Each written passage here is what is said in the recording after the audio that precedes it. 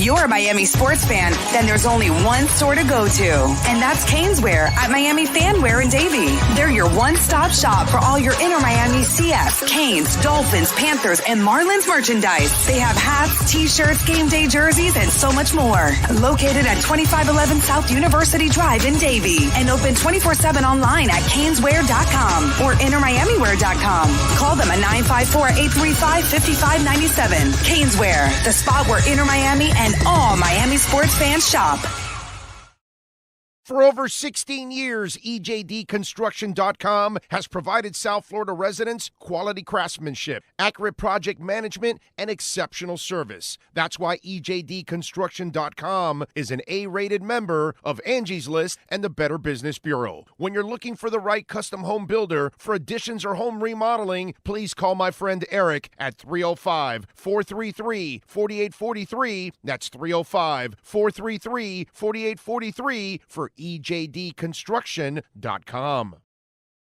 There's no need to drive around South Florida wasting valuable time looking for a new or certified pre-owned Acura. Go to the #1 volume sales dealership in the Southeast United States. Craig Zinn's Acura of Pembroke Pines. Purchase with pace and space in a dealership tailored to your needs. From home buying to providing that personal touch. Contact the 2020 Satisfaction Award winner Craig Zinn's Acura of Pembroke Pines. 888-776-5123. That's 888-776-5123. Or visit them at 15601 Pines Boulevard in Pembroke Pines.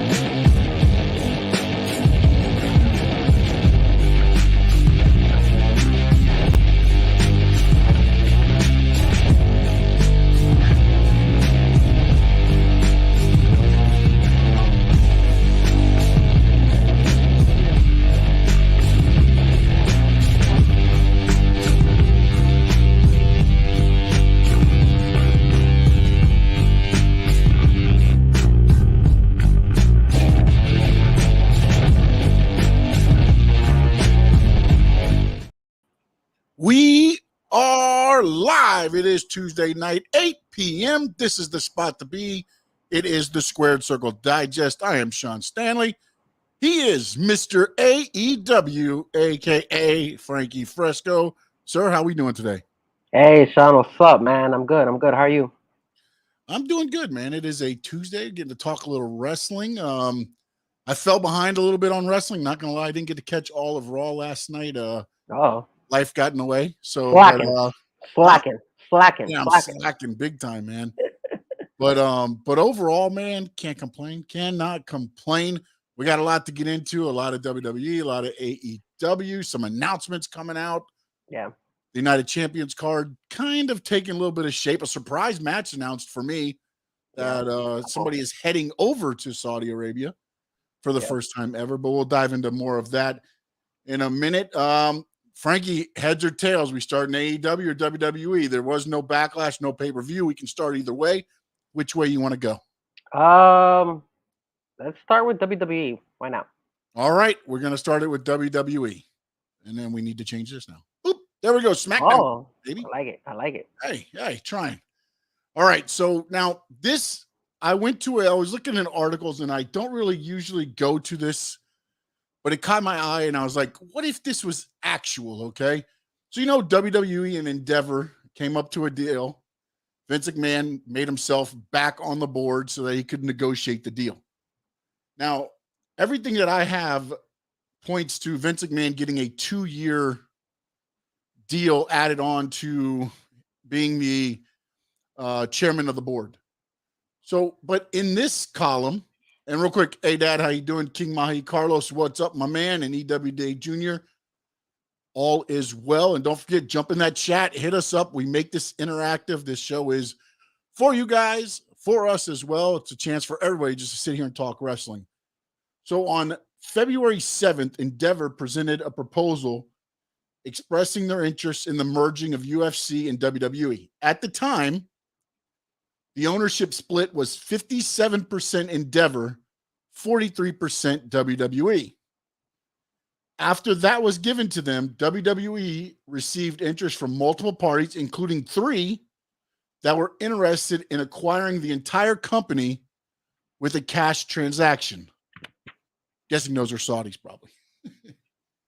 After those meetings on March 22nd, Vince McMahon and Nick Khan met with Ari Emanuel and Mark Shapiro from Endeavor to counter-propose the terms. Their revised offer proposed a split of 51% for Endeavor and 49% for WWE, instead of the original 57-43.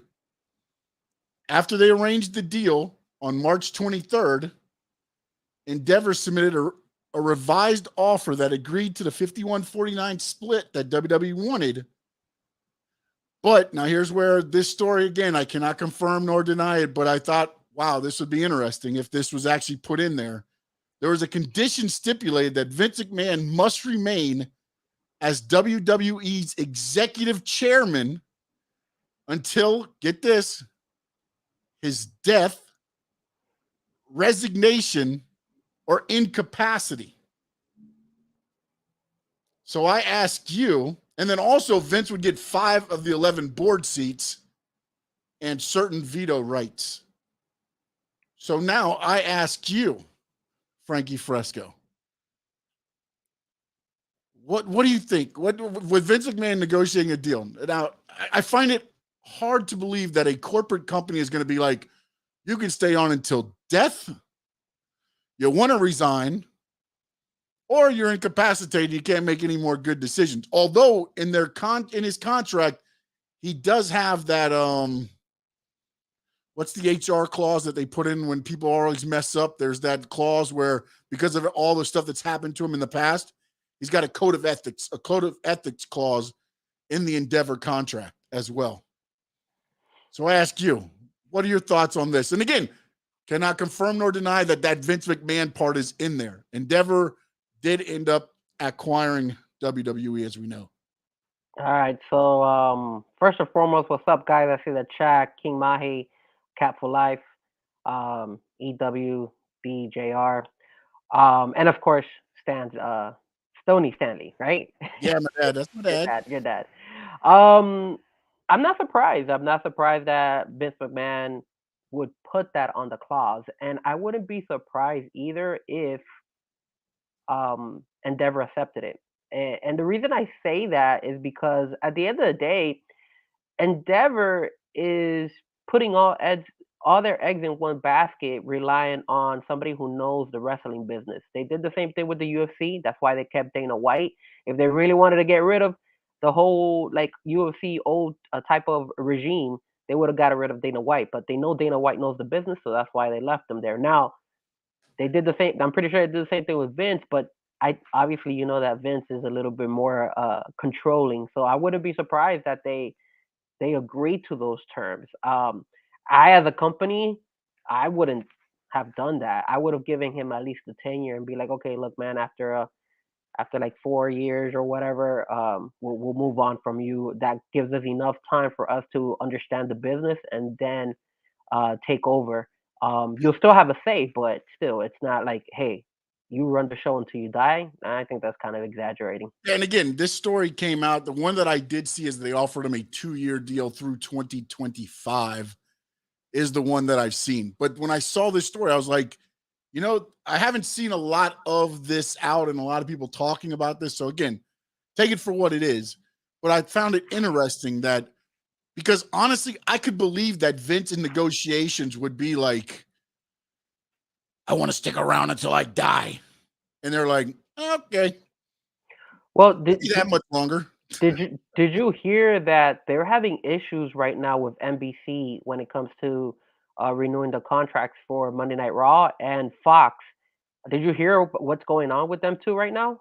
Well, I know there's a lot going on. I mean, which one? What are you referring to? Which story are you referring to? So what I heard was they were supposed, like, I guess NBC and Fox likes to promote like what they're going to be showcasing each year, and I guess they had to promote what's going on in 2024, and that's when Fox's contract ends with WWE. And what they did is they typically like to showcase WWE because that's one of their biggest shows. Same thing goes with NBC. And what I heard was that they just slightly put a glimpse of what they were, and they moved on. They didn't even focus as much to it, which kind of signifies that they're probably moving on from WWE and they're probably gonna I don't go know about that. I somewhere just else. think that there's a lot going on as far as what Endeavor's going to do. I think there's uncertainty there as far as, because again, when Vince was doing this, it's a one-man show. Vince talks to Fox and they're like, we're going to give you $250 million a year. Okay. NBC Universal, we're going to give you $300 million a year. Okay. The reason they went with Endeavor is because they're looking to go more international. What that means, again, UFC, you've seen their shows, how they put on shows everywhere. I don't know that right now. Again, and we're going to dive into one because I saw your thing here. And I mean, how much do you pay for TV rights? Like, where does, again, how much is too much? They're Well, paying that 200 and I think 50 million now, or 225, between 225 and 250 million a year right now. So 5 years, that's what, $1 billion? well, that's the biggest issue with Fox and with NBC, that I think WWE wants more money, and it doesn't come as a surprise because Well, the problem is that they're the number one show on their respective nights at their times. So that, I mean, other than sporting events, you know what I'm saying? So it's like one of those things, and it doesn't have an off season. but not only So, that, they have to make their money. They just bought the company, so they no, I gotta they know gotta make that a too, but at the same time, they gotta make a profit. if you said you're worth 225 to 250 last rights deal, and your TV has actually gone up here recently, I'm not taking less. Again, I just feel that they did the same thing when Endeavor bought UFC. Endeavor moved on from Fox when it came to the showcasing UFC. They wanted more money, so they went with whoever was offering them more. I wouldn't be surprised, and this is just me just speculating. I don't have any Definitely, this is source or anything, all of us talking here is speculation. Just but so I will and say reading this. stories and things like that. I have the feeling that WWE is eventually gonna make its way to ESPN. I No, think ESPN no, is gonna focus on WWE. Now, keep in mind, WWE is showcased on ESPN, but only during like WrestleMania. yeah, I've seen that yeah. they really It's don't showcase it for everything else, but only for WrestleMania. But if they're showcasing and saying stories about WrestleMania, I mean, if you go to their website, you'll see that they have a certain section just for WWE. I wouldn't be surprised that in the long run, ESPN goes and says, "Hey, let's take over WWE as well," now the only way especially that since it's happens. The Endeavor. only way that happens if they lose the NFL and they lose college football. They bought UFC, and who would have Yes, ever but thought? UFC events it's on ESPN Plus and And ESPN whatever. what do you think they're gonna do with WWE? They're gonna put No, it on but ESPN Plus let too. me tell you something. Here's the problem with that. Is again, WWE audience is a conditioned audience. Okay, you can tell that by their live audience. You go to an AEW crowd and it's crazy. It's everything else. WWE crowd completely different. Here's the other thing. They're conditioned. We're conditioned. I'm going to Peacock for $4.99. I'm not paying those astronomical charges to watch a pay-per-view anymore. I'm not. That's the problem I have with AEW. But are you gonna do that? This is the thing. There's gonna be some fan base that feels the same way like you, and there is some fan base that are gonna go ahead and say, you know what? Hey, man, I don't mind going and jumping and paying for a pay per view event here and there. Endeavor, from the looks of it, looks like they want to make a profit, and they wanna move on. They want to make more money, and the only way you can make How do money, you not make a profit? You're making $100 million a year just from the two Saudi shows. It's greed, man. Greed. They want more money. It's all about the money, man. But you also have to understand that you have again, they condition their audience to WWE Network, right? You paid $9.99, you got pay-per-views. Then it went to Peacock and it got cheaper. I could pay $9.99, no commercials, or I could pay $4.99, I have to watch a commercial, and then I don't get to watch the vignettes. And believe it or not, I was so much happier not watching the vignettes that I've seen 60 million times. I'll watch a Peacock commercial and then come back and watch the thing. I don't know if they're going to read that room right. Because again, UFC's a different animal because how much is never ESPN lowered Plus? their pay-per-view prices. ESPN UFC Plus, I think it's never lowered $10, right? price. The only thing they did was they started their fight nights for free on ESPN. That's what they'll do with the regular live events, and then the main events, like the 4 main events that they have, they'll charge people for it. I think that's the way to go. Yeah, that's not going to happen. I just don't think it's I mean, Peacock was even thinking about it too. It's not a smart business move for them. It's not. If Endeavor is getting paid by ESPN a larger contract, I think it kind of marginalizes the amount that they probably might lose in the pay-per-view buys with the amount of money that they're getting from the actual contract. So it's not a big difference, in my opinion. I honestly think they might even get even more. And then remember, numbers will trend. Depending on how the card is, depending on the wrestlers, depending on the event, people will buy, man. Look, who would have thought that people still buy UFC fights, and they don't buy all of them, but they buy the main ones here and there. I have to look at the attendance numbers. I mean, I'll give you the pay-per-view buys rates, but look, man, there's nothing going on right now. To me, I mean, look, when you have those blockbuster cards and you've got, all these big, championship bouts, then maybe. But there's no way. So unless they cut their pay-per-views and you go to 4 pay-per-views a year, it's not going to happen, man. Because you're not going to be able to pay. You can't expect somebody to pay $49.99 every month. Yeah. Again, I'm not saying that they're going to be paying $49. And then you want to also buy pay-per-view for UFC. Yeah, but the UFC, remember, there's a different crowd between the UFC, the MMA fans, and the I hear fans. We already established that. And I agree there is a percentage of that, the diehard UFCs. I get that.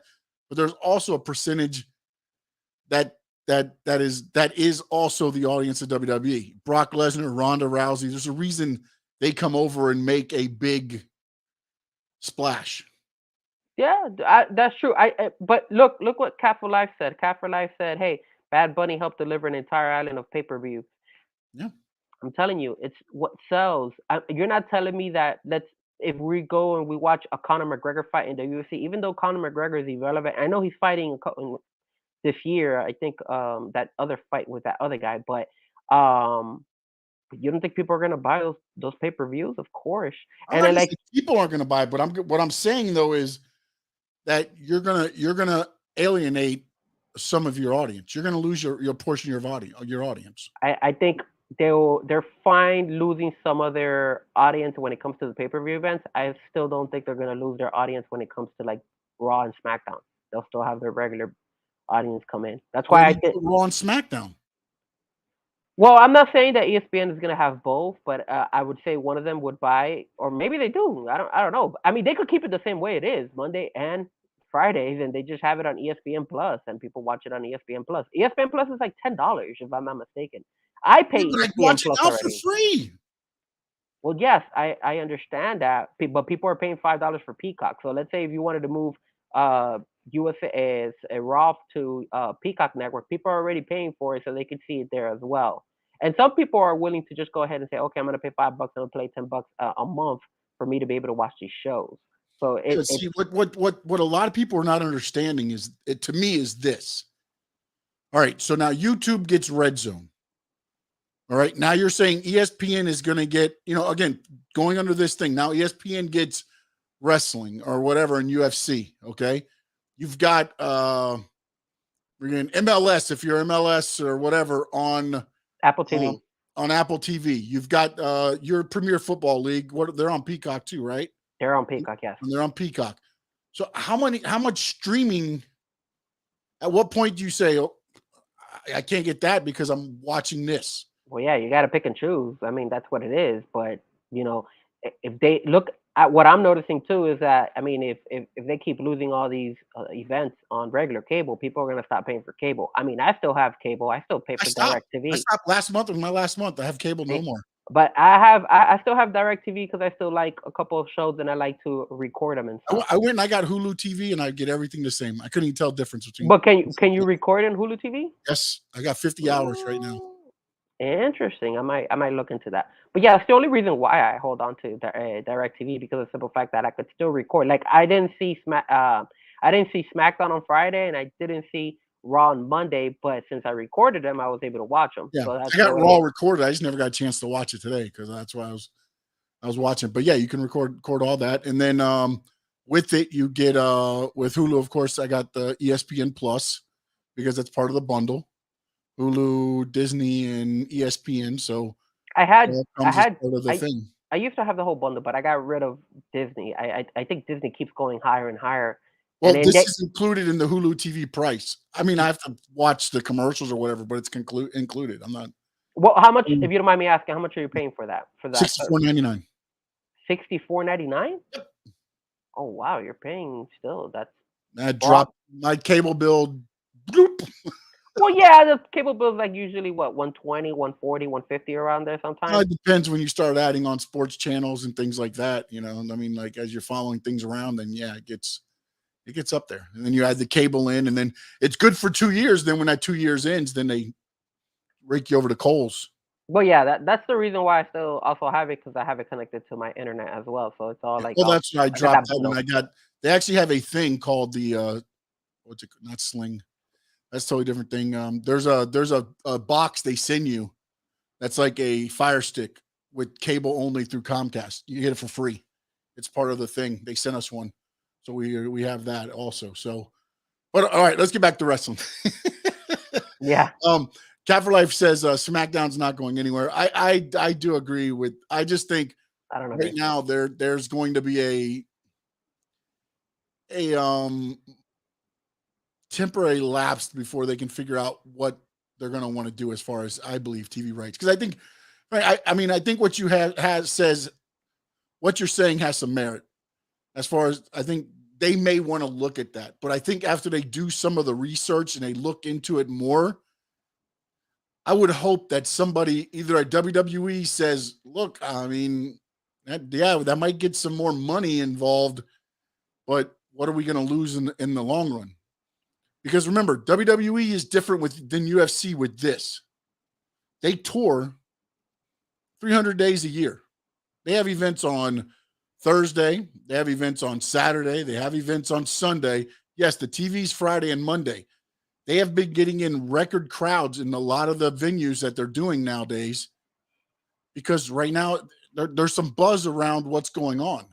You take that buzz away, which what happened when Vince was running it, and you were getting maybe 1,500 people at live events. Do you want to go back to there? Because now you're losing kind of what you started building up a little bit, you know? So it's going to be an interesting, I think, time because again, Endeavor, yes, UFC, they've been making, money and this and that, but I don't know that they understand the intricacies that are involved with WWE as far as, fan reaction, crowd, getting them emotionally invested. You can't just expect them to pay. Well, I mean, actually, to the Catholic said that they did the belt for Friday Night SmackDown. They actually Oh, did it for Monday Night Raw. yeah, it's Monday Night Raw. Yeah. But again, this is, and he mentions the belt. Obviously, the belt is something that they went ahead and they did it. But remember, their contract is not up until 2024, so they still got like a whole year around before this actually keeps going. So it's not I still, again, it's all about money, man. I think Endeavor wants to make their profit. If they see that they could get more money with ESPN than staying with Fox or staying with NBC, they'll do it, man. And they must know statistically that even though they might lose some fans, they're still going to have enough fans to support it and still make more of a profit than what they're doing right now. So I just feel like at the end of the day, I hope Fox doesn't lose it. I think Fox has done a good job. I don't know what Fox would rely on if they lost SmackDown. Same thing goes with Raw. Like USA, I mean, that's the longest Here's the other running thing show that I on think cable. that might be, And then again, this is going to be coming from, I believe, WWE, Nick Khan, Vince McMahon, and everybody else. If Fox can't get us, they might go get AEW. And if Fox gets AEW and puts money behind AEW, does that help them? Because now you're getting into more TVs, because Fox is almost on more TVs than probably TNT or TBS is. And now do you give up that to your competition? Because again, that's one of the things where, again, UFC's in a thing where they're the top dog. And I get it. WWE is the top dog right now in pro wrestling. But if you put the Fox machine behind AEW, does that start bringing things down?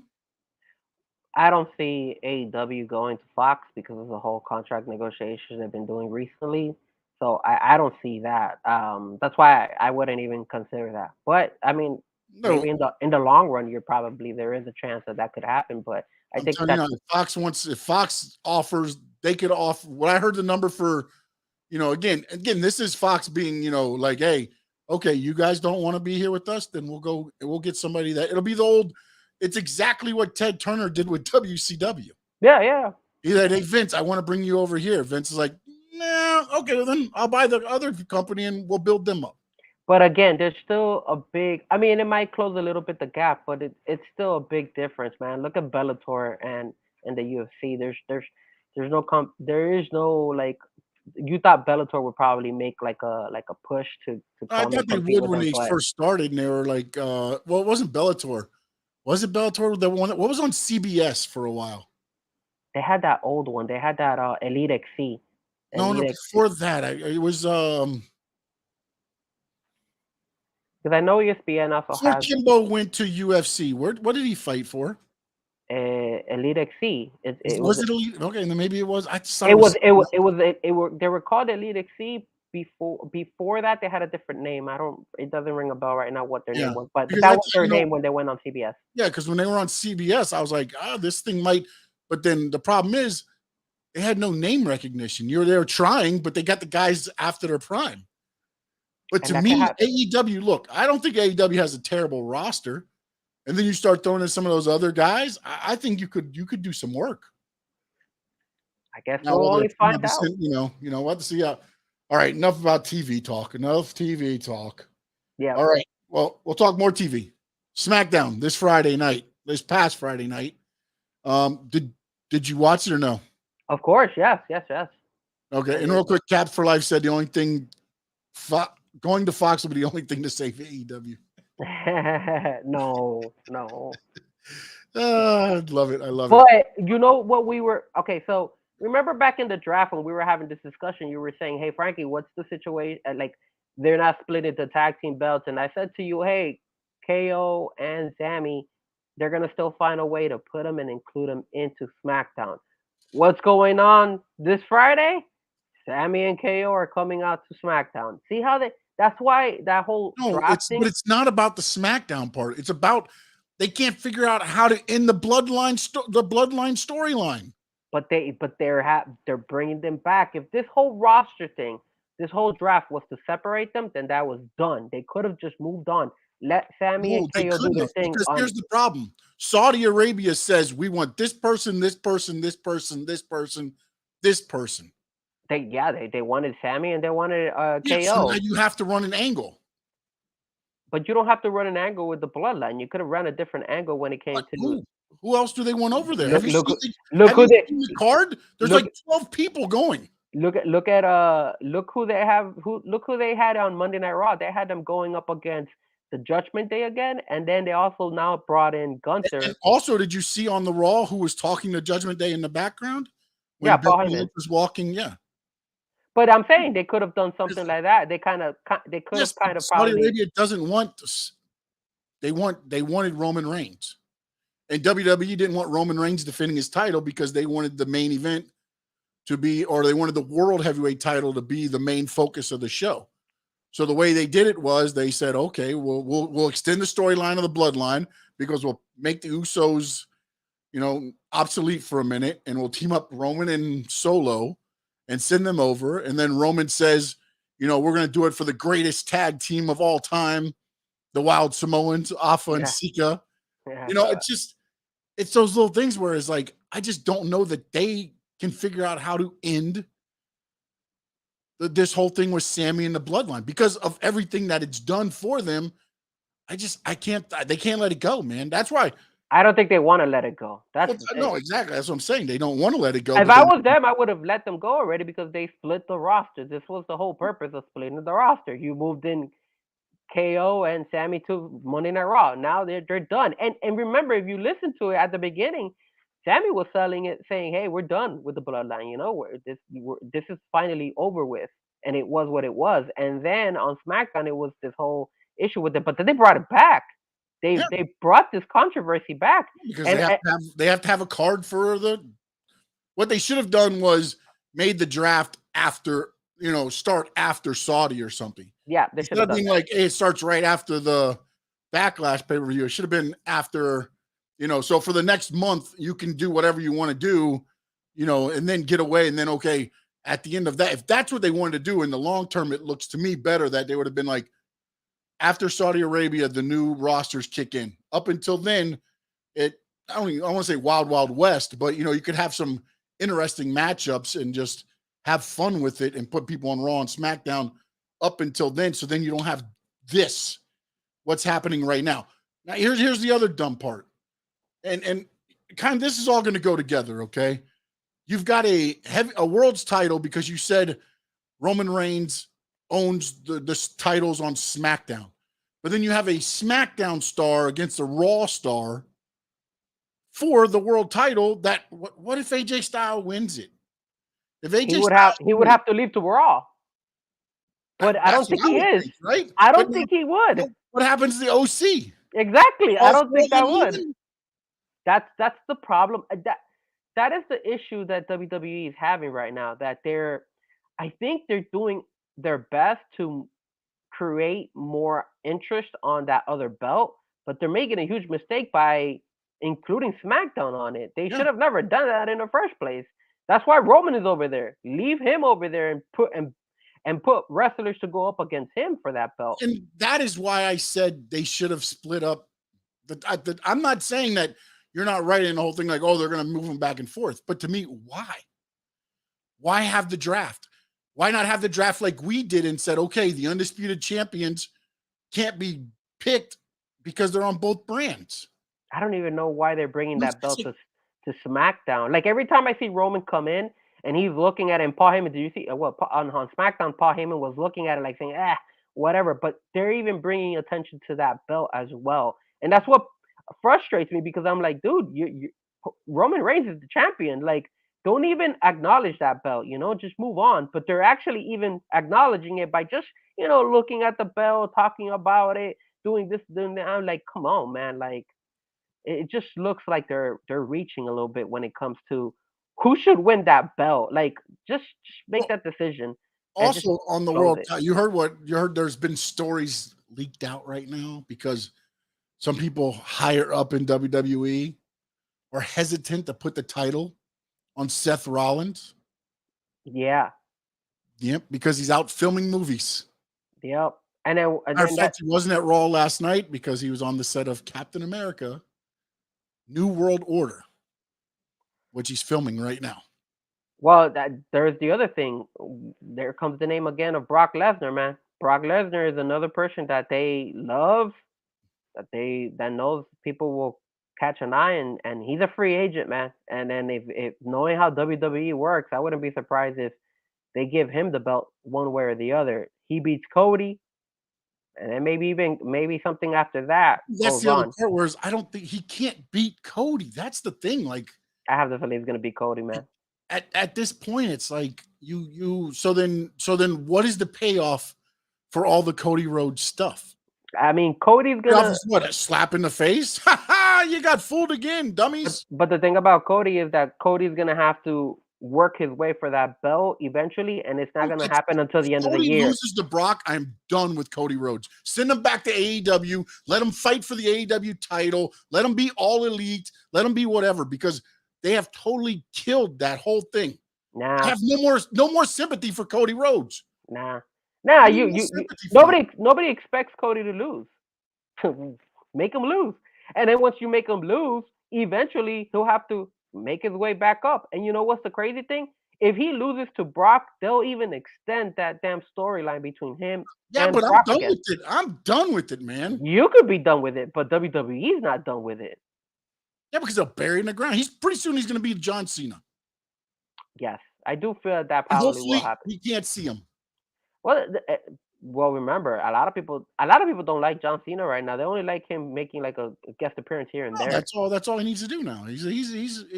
That's over. You've got to move on from some Oh yeah, certain things. But I I like. mean, I but, think like, to me, the Cody Rhodes thing has been ran into the ground over and over right now. Right now, I'm putting dirt. I'm putting dirt on top of the hole that they put him in. I think in the long run, I think, and we could talk about it once we got that Night of Champions coming around the corner. But I honestly feel Brock is gonna win that fight. I have the feeling they're gonna stir it up even more, and they're gonna do it that way. And I think they're gonna do Cody like that, and they're gonna keep extending that damn storyline. That storyline just it made no sense to them fighting Backlash and then fight them immediately back at Night of Champions. And I think they're gonna do it again because that's just how they're rolling with. Like I mean, I agree with Cap for Life. He says it's overkill at this point. It's just look, you did what you did with to him at WrestleMania. Boom, he hits that road bump. Now Brock comes out and turns on him. Okay, but again, it's just like enough of the. I've watched him get laid out 2,555 times on TV. Yeah. You just after a while, it's almost like But he hasn't lost. Notice that he hasn't lost. Besides Roman, obviously, but he hasn't lost when it comes after that Roman fight. He's been winning pretty much. Like what he won the Brock Lesnar he fight. beat Brock. That's it. And now he's fighting Brock again. I don't think he's gonna win back to back. I think he's gonna lose, but whatever. Could be. We'll have to see. Yeah. All right, let's go real quick. The chat here. Let's see here. Armando said, "I guess Paul brothers and celebs are the only option."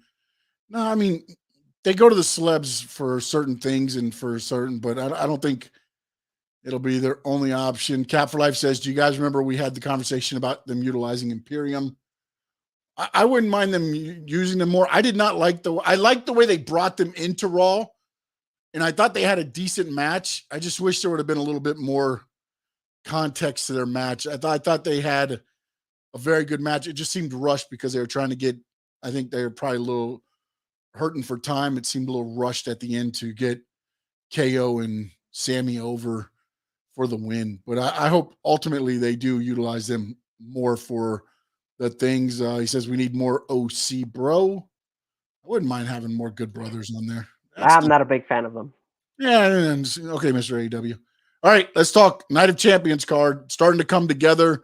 We've got hold on a minute. Let me have it set up right here.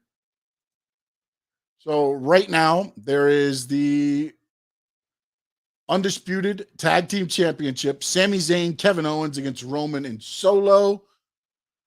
Sami Zayn, first time going to Saudi Arabia. KO, I think it's his second. I think he did go one time before. And of course, Roman and Solo. Well, let's talk a little bit about that. What kind of how do you feel about that? Because I was surprised when Sammy and KO agreed to go to Saudi. I was surprised, but then I thought about it, and I didn't think about it. I was reading up on some articles, and again, I don't know how much, but at least when I was looking at different stories and kind of piecing it together all over, it was before Sami Zayn got into where he's at now. Uh-huh. If he would have went to Saudi Arabia, it means nothing. Now with his name as big as it is, now he can go over there, and it means more for the cause that he's doing. Well, that's true, but they still wanted him back then because remember they did, but I think he didn't. I think now he sees himself as more of a headliner. I don't want to say headliner because I think he's always seen himself as when you get to that level, you see yourself as that all the time. But I think now that he's up in that upper echelon of WWE superstars, he's got more clout. I mean, I still think that they wanted him because remember, It was No, a they while. wanted him, but I just don't think he felt if I went over there, I'm going against everything I kind of stand for. Well, Whereas now with him being Sami Zayn tag team champion, Sami Zayn out of the bloodline, Sami Zayn, headlining main event at WrestleMania. Now, he's got a bigger presence for his cause. well, what I heard or what I read up on Mhm. him was that he has those charities that he was doing a while back. That Sammy Suspiria. Yeah, so they've been doing really well, and I guess I don't know if it was some type of like war in between the Saudis and another country there, and they're They trying backed, to. the Saudis backed, I think, somebody that was in the war against, I believe, if I remember right. It was something like that I read. I don't know the details exactly, but I do know that they're coming to terms and trying to work it out. So I think that's why Zammy said, "Hey, you know what? I think it's time for me to like go over there, and also it's not a bad time for me to go over there." That's not to say that Sammy might go in the long run and say, "Hey, this is only a one-time thing if things Oh, get definitely. worse." Mhm. So that's why I think he's going again because of I think simple fact. that's what I was trying to get across, and maybe I said it wrong, but I just feel like now his presence over there will be a bigger impact than if he would have went over there before. But I don't think that was the reason why he didn't go there in the first place. I think he didn't go there in the first place because of the whole situation with the they were saying that it was because of his charity events and all that stuff, and it wasn't they didn't like it and all that stuff. But now that there's terms coming in between these countries and they're working it out, Sammy has gone ahead and said, okay, you know what? Now I can make my way over there because things are getting a little bit better and there's a bright future, so I could go there now. Is his name has his name gotten bigger because over the time? Yes, but I don't think it has to do obviously because he's going and not hasn't gone. I think it's because his character has been developed so well that now he, like you said, he's a bigger wrestler in WWE. But I think they could get away with Zammy not being at Night of Champions, but WWE probably spoke to him, said, "Hey, let's. They really want you. Make your way over." And then he was like, "Okay, I'm down. I'm gonna go over there and I'll wrestle." I, I'm I'm intrigued to see if they actually win this fight because I don't know, man. It just seems to me I don't see Roman. Roman hasn't lost in singles match. I don't see him losing in doubles, especially or in tag team, especially with the whole much push that you're doing on Solo. I would be very surprised that Solo and Roman lose that fight. I think they're gonna win over Sami and KO. It just, to me, that would be even odder because now you have every one of your titles on a part timer. You know what I'm saying? I mean, like, what does Solo defend the titles without Roman? But I can almost what are see. you gonna say? What are Well, you no, gonna? but at this, I think what happens is I think the Usos go to help and it backfires. And I Mm-hmm. think it's going to start a Solo and Roman against the Usos Okay, that makes type sense. of Yeah. thing. Because I mean, and again, by all means, I believe you might be onto something, but I would just looking at it from like a wrestling's business standpoint. It's like you already had to make new title because the two titles are on the guy Roman Reigns right now, and nobody can get him off of him. And now you're going to Yeah. put the tag team titles on the same guy. Now that you bring that up, I honestly feel that you're right. I think And the then also Usos are to gonna turn me, on him. that would be the end of Sammy KO in the bloodline because now you finally divided it up and they're both on SmackDown feuding each other, and you don't Yeah, have to have Sammy and KO that makes sense. in the long run. But again, at some point they've got to come up with some kind of rule because so that means no tag team in SmackDown ever gets a title shot because the titles are at Raw. You know what I'm saying? I mean, again, this is where we go back to all that we kind of discussed when we were talking about the draft. It just But a lot of it does not make sense. it does make sense what you said about the Usos Mm, getting in the match and yeah. then helping. I don't think they're gonna go to help Roman and and Solo. They're gonna go in there to help KO See, and Zammy, and then that's how that bloodline.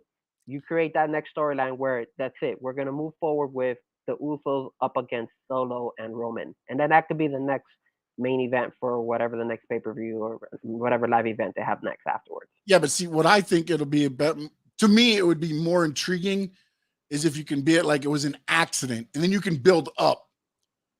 Roman knows it's not an accident, but if you can make it like I'm gonna kick Sami Zayn and he moves and or whatever, he's gonna move, and I almost go back to the time when and I saw it today for a while. It was when Eddie Guerrero and Batista took on Eminem, and Guerrero and Batista and Guerrero were also gonna be fighting each other for the title at the next pay-per-view, but they teamed them up on a SmackDown to take on Eminem. And he goes to swing the chair, and Mercury, I think, moves, and Guerrero nails him with the chair. And he looks at the other guy, and Batista's down. He's looking at the guy like, why did you hit? Why did you move? Why did you move? And then at the end, he throws the chair at him. So when Batista finally gets up, he's looking at Mercury like, you hit me with the chair. And then he goes after him. But it was really Guerrero. It's almost like one of those things to where it's like, they meant to hit him, but you've got to make it seem just to carry it out. Because again, I think if you go out and you just super kick them and help KO and Sammy win, you can't keep that cloud going to SmackDown. It's definitely on at that point. They could go, in my opinion, they could go either way. And the reason I say they could go either way is because look what Roman did to him on Friday when Roman went ahead and now he started pushing Jey Uso and telling him, hey, look, are you making fun of me and all that stuff? So now you could use that turn of saying, okay, this is the straw, man. Like even though it hasn't, this is the first time we actually saw Roman, do something to Jey, because it's always on Jimmy that he's messing with. So when he did that to Jey Uso, I was like, other way around. He did it on Jimmy this time. I'm sorry. So the other way around. Jey was the one trying to smooth it over where Jimmy was. Correct. So then this is the first time. So yeah, I wouldn't be surprised if they do that. Hey, we'll go help, and we accidentally hit you, but they intentionally kind of did it. But again, I also feel that why not just go ahead and do the whole turn immediately and be like, hey, we're gonna do it, and then you start that new storyline of, hey, you and Roman, a Solo and Roman versus the Usos, and then the Usos just run with it and see what the fans react to, because the people are gonna back up the Usos all day, in my opinion. If once that feud starts between the four of them, so yeah, the only thing I'm gonna find interesting in that whole thing is like, how often is Roman gonna be around? That's true, man. You know what I'm saying? It's like, it's almost going to be like, unless they bring somebody else into the mix, which, hey, you never know. Maybe somebody else does. Yeah. Ultimately, but it's going to be interesting. All right. The next match we'll talk about, because I want to wait till the end, is the World Heavyweight Championship match, AJ Styles versus Seth Rollins. And earlier, somebody asked, who was it that asked us who we thought was going to win? That was earlier on. Cat for Life says, AJ Styles or Rollins? Who you got, boys and girls? I mean, at one point in time, I was thinking all day Seth, but now that you're saying that controversy that he's doing movies and stuff, I mean, I wouldn't be surprised if they put it on AJ. I want Seth to win. I think Seth deserves it. I like the fact that on Monday night, they sat him down, they interviewed him, they were showing what he feels is important for being the heavyweight champion and the reason he should win it, and his theory behind it. So I like the way they were selling it and saying, hey, look, this is the reason why. That's why I still think, even though there's a little bit of controversy with him, I still think he deserves it, and I think he's still going to win it. Yeah, I think ultimately, here's the deal. I mean, he's going to do a movie that he hasn't even been announced that, so it's probably a small part. You put the title on him now. If he does start going more movies, more roles and things like that, there's a bunch of people on Raw that could take the title off of him. Correct. If need be. You know what I'm saying? Now is not the time to be like, let's put it on AJ Styles and then make the draft even more of a joke than it's already been. Exactly. That's just, me being like, why would you even give it to him? It's going to be a hell of a match.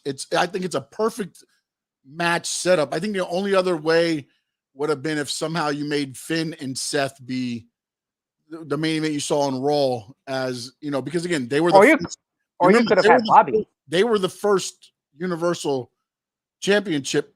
That was the tournament. Finn beat Seth, but Finn was injured, so the title got relinquished. So, again, I think you want this title to be more of a wrestling title. So I think you got the perfect guys with Seth and AJ to go in and give you a great technical wrestling match and also show what the title means, as you showed on this interview with Seth, what he thinks a champion is, what it means to him. I'm sure they'll probably do the same thing with AJ on Friday. No, they got a couple weeks, so I don't know when they'll do that. But at some point, they'll probably have one with AJ kind of being like what it means to him. I think it'll be this Friday when they do that. Yeah, probably, because the pay-per-view is the 28th. So, Boss B, what's up? Cat for Life does have an interesting point before we move on. If Roman wins a tag team champion, immortality, along with 2 championship belts, that would be a wrap as far as the GOAT. I don't know about that. I still don't think he would be the GOAT. Because, man, the competition right now is not even that great as like it was back in the day. Like, some of the wrestlers that he's going up against is nice, but I still think, they're not to the same level as some of the previous wrestlers from back in the day that I feel have won that belt before. I mean, Stone Cold, you're telling me that guy's better? I don't think he's better than Stone Cold. I don't think he's better than The Rock. I still think those guys are way above him.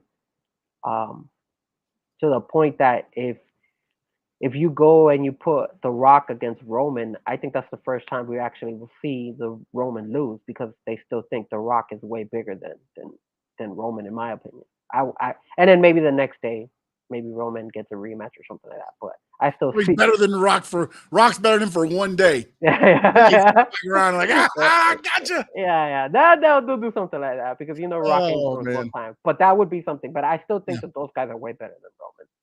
All right, now the last match. That's right now announced for Night of Champions. The great Brock Lesnar will take on Cody Rhodes in a fight. No, but there was another one announced. What was announced?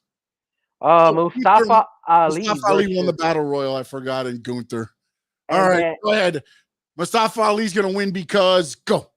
Well, Mustafa Ali won that Battle Royale. And I looked at, and the last 3 people who were in that Battle Royale was him, this guy. Bronson Reed was the last one. Bronson Reed and Ricochet.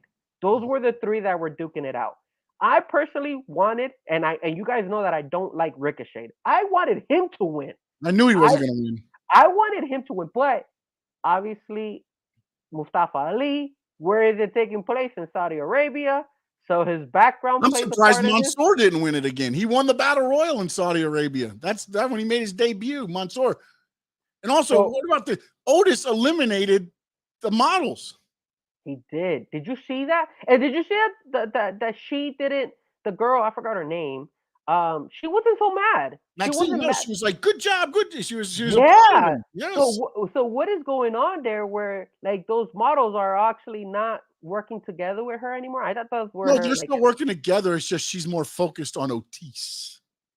And then they flipped out when they saw Dexter staring down. Dexter Loomis. I mean, I was like, I don't know what if they're going with that angle, but that's I don't like those male models. They're more of a comedic team. They're getting a lot of reviews on the live shows because of their, the way that they're working, their work rate, and also how they're selling for the other guys. It's just they're just there to really for the live shows, and they'll be on the battle royals and in the background to do the comedic stuff with Otis and the maximum male models. I think as it works out, you'll see. You know what I did like? I did like Otis and Bronson Reed. I think that those 2 big boys going at it, man, I was actually impressed with that. And I like the fact that they're pushing Bronson Reed. I know he lost, but he was one of the last ones in the fight. The guy's a beast, and he's a workaholic. So I like him. He's gonna be big in WWE. Just give him some time, but he'll make it to being a big. Neither of us think Ali's winning this match. Absolutely not. He's not winning. They're just putting it because of the back. This is the Zelina Vega rub, right? Zelina Vega. Yes, exactly. Same type of concept. Mustafa Ali. Go ahead, buddy. I mean, he's not gonna. I don't think he's gonna do the same thing as Zelina Vega. That he's gonna be crying out there and say, "Yo, I'm doing this for my people," but he'll get a pop because of his background. Yeah, he went and did on his IG. He did one of the walks there. I'm not sure what it or where he was at, but he went and did one of the religious walks. Like he was very Oh, okay. and welcomed in. I can't remember where That's good. exactly it was, but he was over there promoting some of the stuff going on. So I mean, why not do it? I mean, it worked for Zelina, yeah, no, so definitely he's gonna get a good little pop and maybe he can people do be something. happy and Yeah. maybe you do a couple things where you throw a couple, wrinkles in where a couple of because remember there was a tryout for Saudi wrestlers for WWE, and some of them I believe have been working out over there with I'm not doing FSU chant, it's a chop. Kali's got a wrestling school over there and he Oh, okay. trains guys. So I wouldn't be maybe a wrinkle or two with Imperium there, maybe. They slide a couple guys into where you think Ali might win it. Yeah. But Yeah. you never know. All And right, it, let's get. but hold on, there was also the other one that they're gonna most likely is gonna happen, which is Becky Lynch and against Trish Yeah, well, Stratus. there's two more showing here. They think it's going to be Natalya against Rhea Ripley, and Becky Lynch and Trish Stratus. Yeah, yeah. I like the Becky Lynch Trish Stratus one. The Natalya one. Why do it in Saudi Arabia, man? Save it. Again, I don't want to see, Trish Stratus all covered up. But they, I don't think anybody wants to see Trish Stratus Yeah, so covered that's up. doing over there. Why? But I don't. I would use that match and then have somebody else turn on Becky Lynch. Probably like Lita come and turn or something like that. I think that would make sense. That's why I think you do that at a local show. Like you're gonna. I mean, look. Here's the one thing that we always know: Saudi Arabia, when they first fly in, they always have the dinner with the head of I don't know. Are they sheiks? What are they in Saudi Arabia? The prince or whatever they are. They always have the dinner, and then you see everybody there that flown in. Like Undertaker was there last time; he never made an appearance except for behind the scenes. Like they fly people in just to be like there for the prince and the higher up people just to visit and see them. If you had the chance to wrestle, would you go? Man, that's a lot of money, man. That's a lot of money, bro. I think the only thing that scares me is like we saw what happened a couple of years ago. So that's what that was kind of where I was like, if I'm not a name, I'm a little worried. Exactly. I'm not Brock Lesnar. I can't get on the G6 and out of the country. You know what I'm saying? I'm stuck on the tarmac. and a lot of people won't care about you. You know, yeah, a lot of people will be like, "Oh snap, Brock Lesnar is on lockdown." Yeah, but like, John Stanley is over there. Stuck on the tarmac. Let him rot. We don't need him. Exactly. So that's why if I was a wrestler, like you said, I have to be like.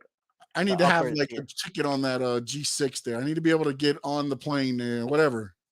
My face better show up on the poster. That way they know I have to come back.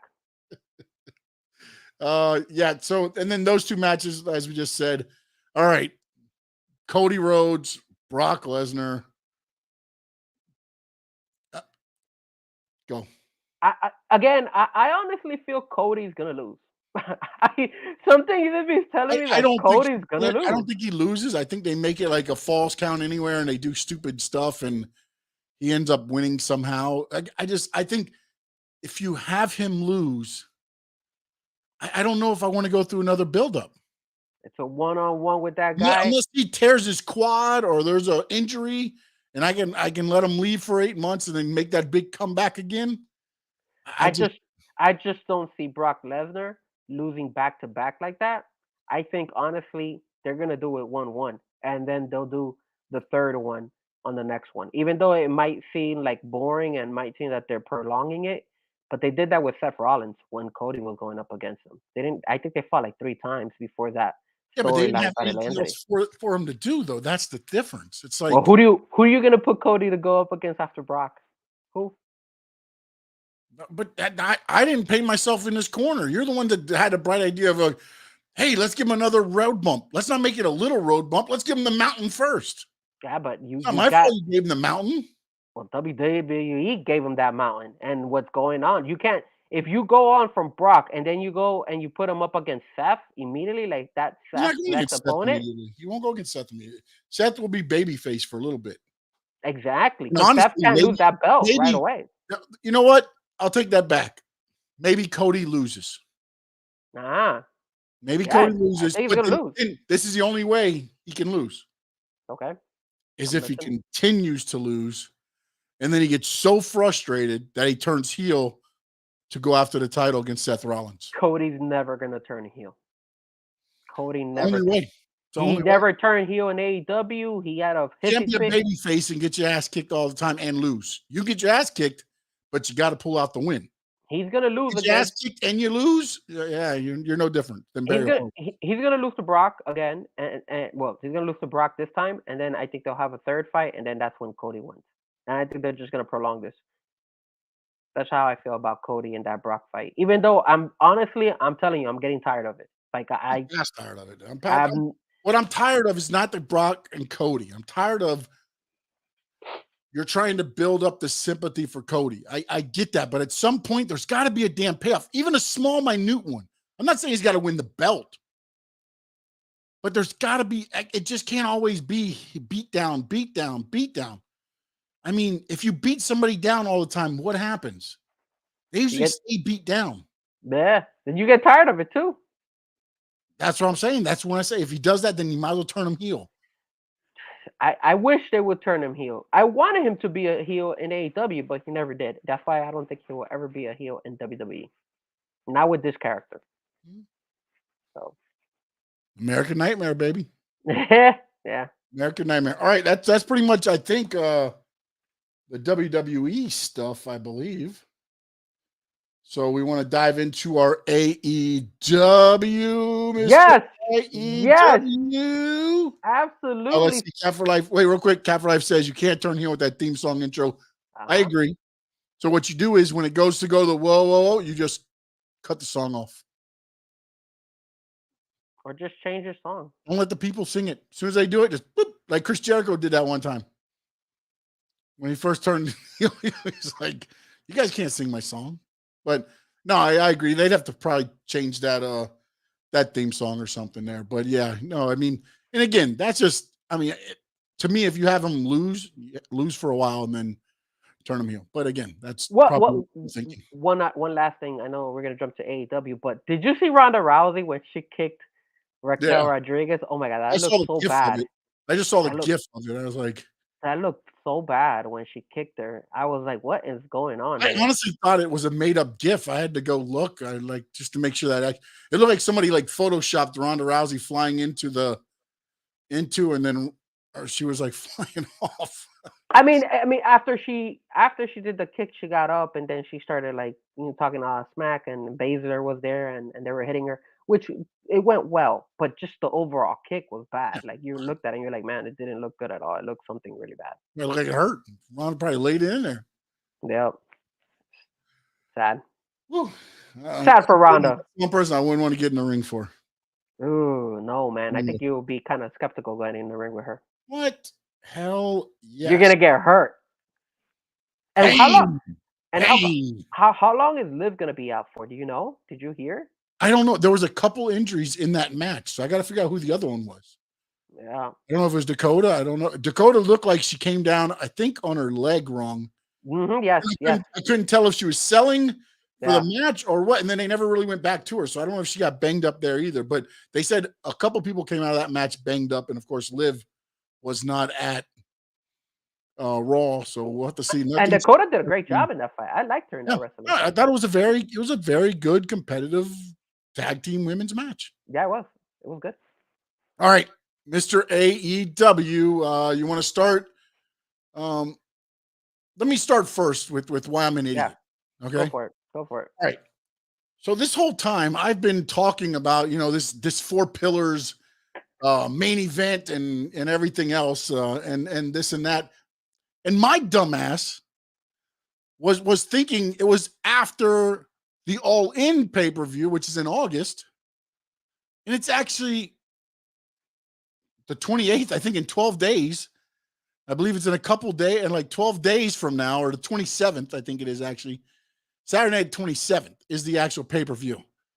So I apologize for being an idiot. For some reason, I was thinking you had the Wembley show, then the following week was the pay-per-view with the 4 pillars main eventing, and it just was like, Oh, it seems like move the 4 pillars to the Wembley show. Well, the 4 pillars match is actually in about 2 Saturdays from now. So I apologize for being a dumbass. That is why I'm an idiot. Mr. AEW, you continue on with the rest of your AEW. Well, the pay-per-views, the way they're stacked up is obviously May 28th is going to be Double or Nothing. Yes. Then it looks like on June 25th it's going to be Forbidden Door 2. Mhm. And then obviously on May 27th is going to be the All In Wembley show. So Yep. that's how they're And going then to roll. the 8th or something, or the 6th or something like that is All Out. All Out. Yes, correct. Yeah. So let's talk a little bit about AEW. You know, my face brightens up a little bit more when we talk about Just AEW. the halo on your head, I can see it. MJF made his appearance at an indie show. So MJF came out to create a pro indie card. And I didn't know what this indie card was. I had no idea why he even showed up. But this is where he started. He actually came up from that indie show, and he actually gave fans a thank you and told them how grateful he is and how important it was. He fought against, who was it? Leo. Oh, man. What was his name? Man, I forgot his name. There's Leo. Man, I forgot. I forgot who he. Leo Sparrow. There it is. Sparrow Leo was his Sparrow. name. I was trying to think of a bird. Leo Sparrow was his name, and it was actually a good fight. And me and Sean were talking about it right before we got online on live. You saw MJF. He wasn't like, he looked pale as hell. He looked his normal self.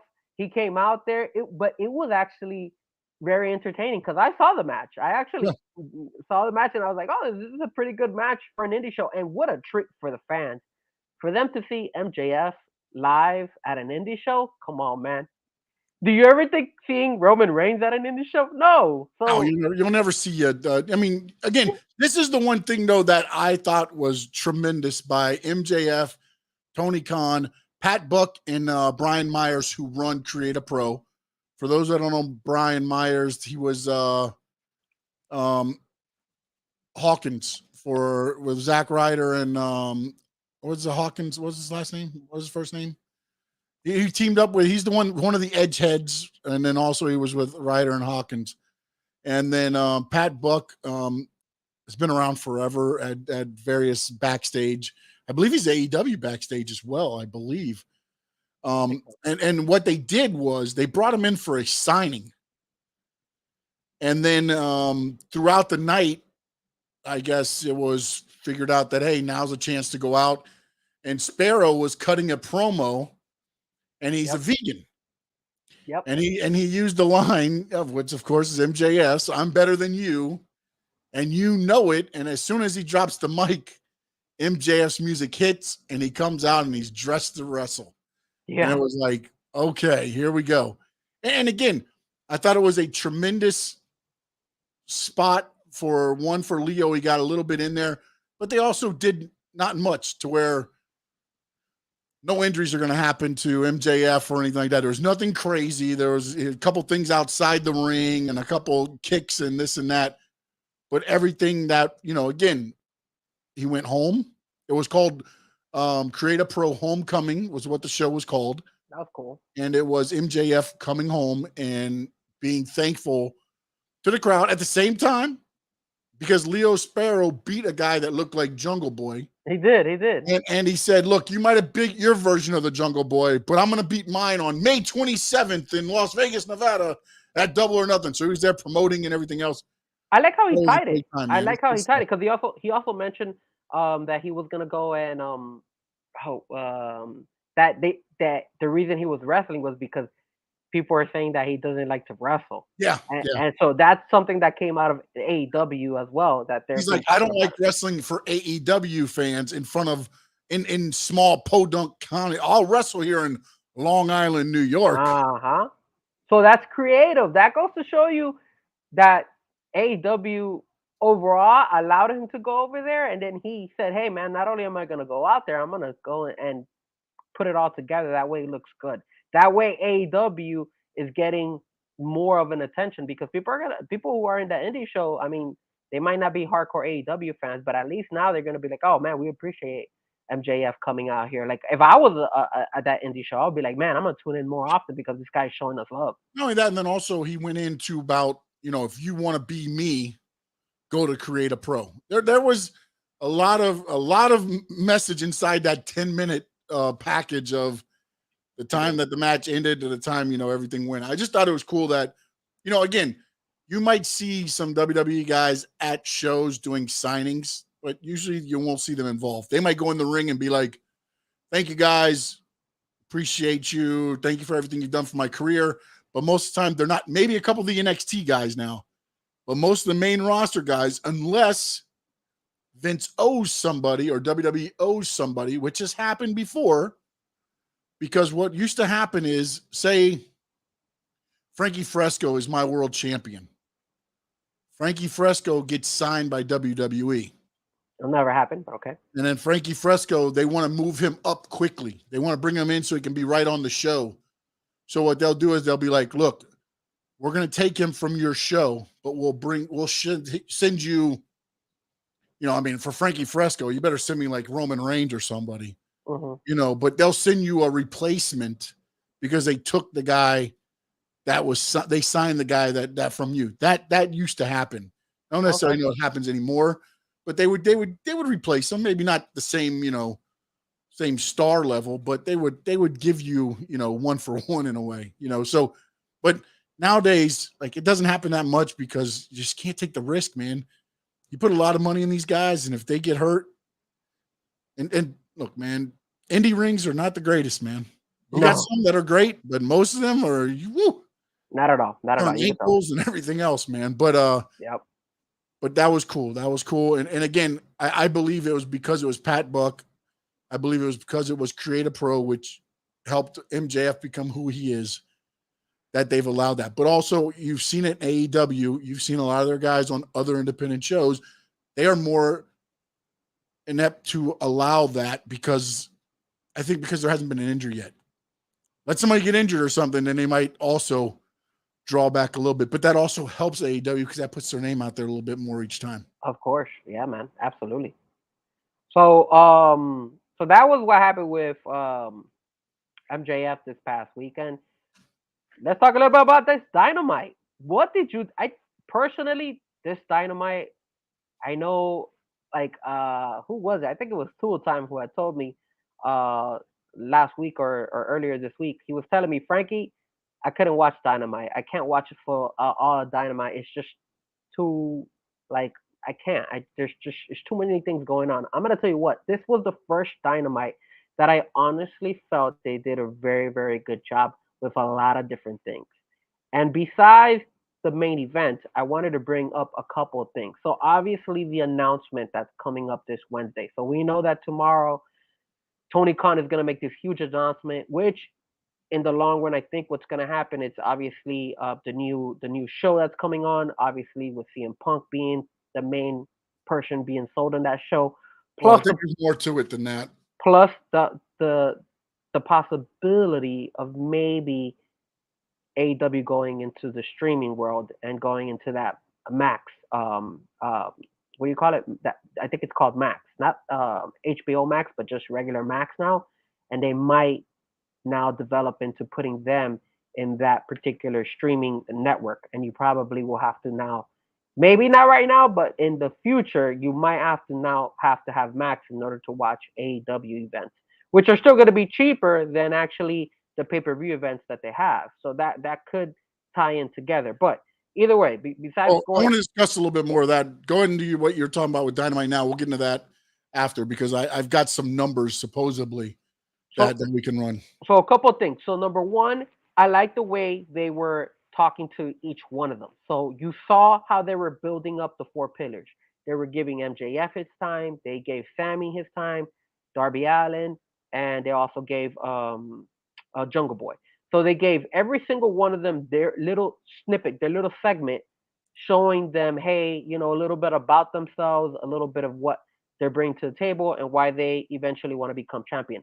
You don't see that happen a lot in AEW. They don't do that as often. So I like that about them. Number two was the surprises. They finally made good decisions in how to kind of promo these people coming back. When I mean surprises, Miro coming back, Thunder Rosa making an appearance, they actually did something that they kind of copied from WWE, which is they didn't go ahead and make them run into the ring. They didn't make them go and hit somebody backstage. They didn't do any of that. All they did was, hey, look, here's Tony Khan's office. Miro's gonna go talk to him.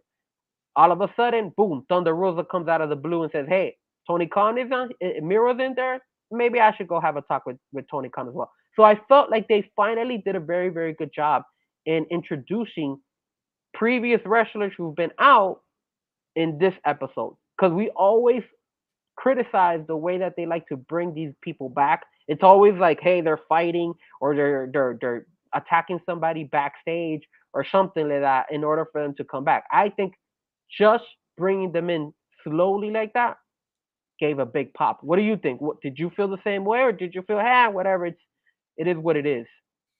No, I thought it was good. I thought it was good what they did with Miro. I thought it was good what they did with Thunder Rosa, because it also was like, And then you thought about, okay, the new program coming out, they'll probably get added there. I did like, but also here goes the other thing where I always have my issue with AEW. They had Kyle Fletcher. Yes. Aussie Open kind of lay out Orange Cassidy. Yes. And then hold up the international title. But if you don't know who Aussie Open is, or you don't follow them, you're just like some guys holding up the belt over Orange Cassidy. I get it. They said that's Kyle Fletcher from Aussie Open. But again, as a casual wrestling fan, and I get it, Aussie Open has been on a couple of their shows. So maybe if you've watched it before, you might know who they are. But to me, Aussie Open is not as, a casual wrestling fan is not going to know who they are. But did you see what? I did like the fact that it wasn't like a beat down everything. It just went back to him and he's standing over him holding the belt. So I did like that. But I think the problem I had with it was, if you don't know who he is, it just looks kind of like, who's this guy standing over him? Okay, but two things. One, you did mention he has been on AEW, and a lot of people who are like, obviously the hardcore fans are going to know who he is. Mm-hmm. But number two, what I felt that they did it right was that they had him fight on Rampage. So they not only did they go ahead and showed, hey, look at this guy. All of a sudden on Rampage, you showcased him. He fought against how many people saw Rampage? I understand. And Rampage happened after he beat him down, though. Yes, like I would have rather been, I would have had them wrestle. Look, here's another thing I got. And again, I loved the match. I thought the match was probably one of the better matches on the show. But it made no sense to me to have a double Jeopardy Ring of Honor match start AEW Dynamite. Why not? Why? Huh? Why not? Is it Ring of Honor Dynamite? It's not Ring of Honor Dynamite, but it was still Claudio. Claudio did a great fight with this guy. What was his name? It was a great match. It was a great match, but my problem is this: you don't have enough TV time for everybody now. You have a Ring of Honor streaming on your Ring of Honor app. Why not move another match up and then had Aussie Open wrestle and then had him beat him up? Instead, you gave that time to Ring of Honor. It's AEW Dynamite. And the match was great. I'm not taking away from the match. I don't have that issue. The issue I have is you're trying to get, this is where you only have so much TV time. And now you don't have your dark or dark elevation. So now you have even less time right now until, whatever happens with the new programming. And you have an app to where you can put a 2-hour show of Ring of Honor if you wanted. But yet you have that match start. And the stipulate is like, not only is it a Ring of Honor match, but it's a stipulation where if Claudio wins, he gets the tag team title match. If Ray wins, he gets a shot at the Ring of Honor heavyweight title match. Yeah. To start. And that's just like, those are the instances where I'm not saying put Aussie Open in the open match. No, maybe you could have slid something else up there and then introduced Aussie Open during the card. And then at the end, have him, where they did it. There's other ways of doing it because now, yes, they've introduced him on Rampage, which was after he did the damage to Orange Cassidy. And Rampage was on at 10 o'clock Saturday night. Yeah, but again, if you watch Rampage, you would know who he is.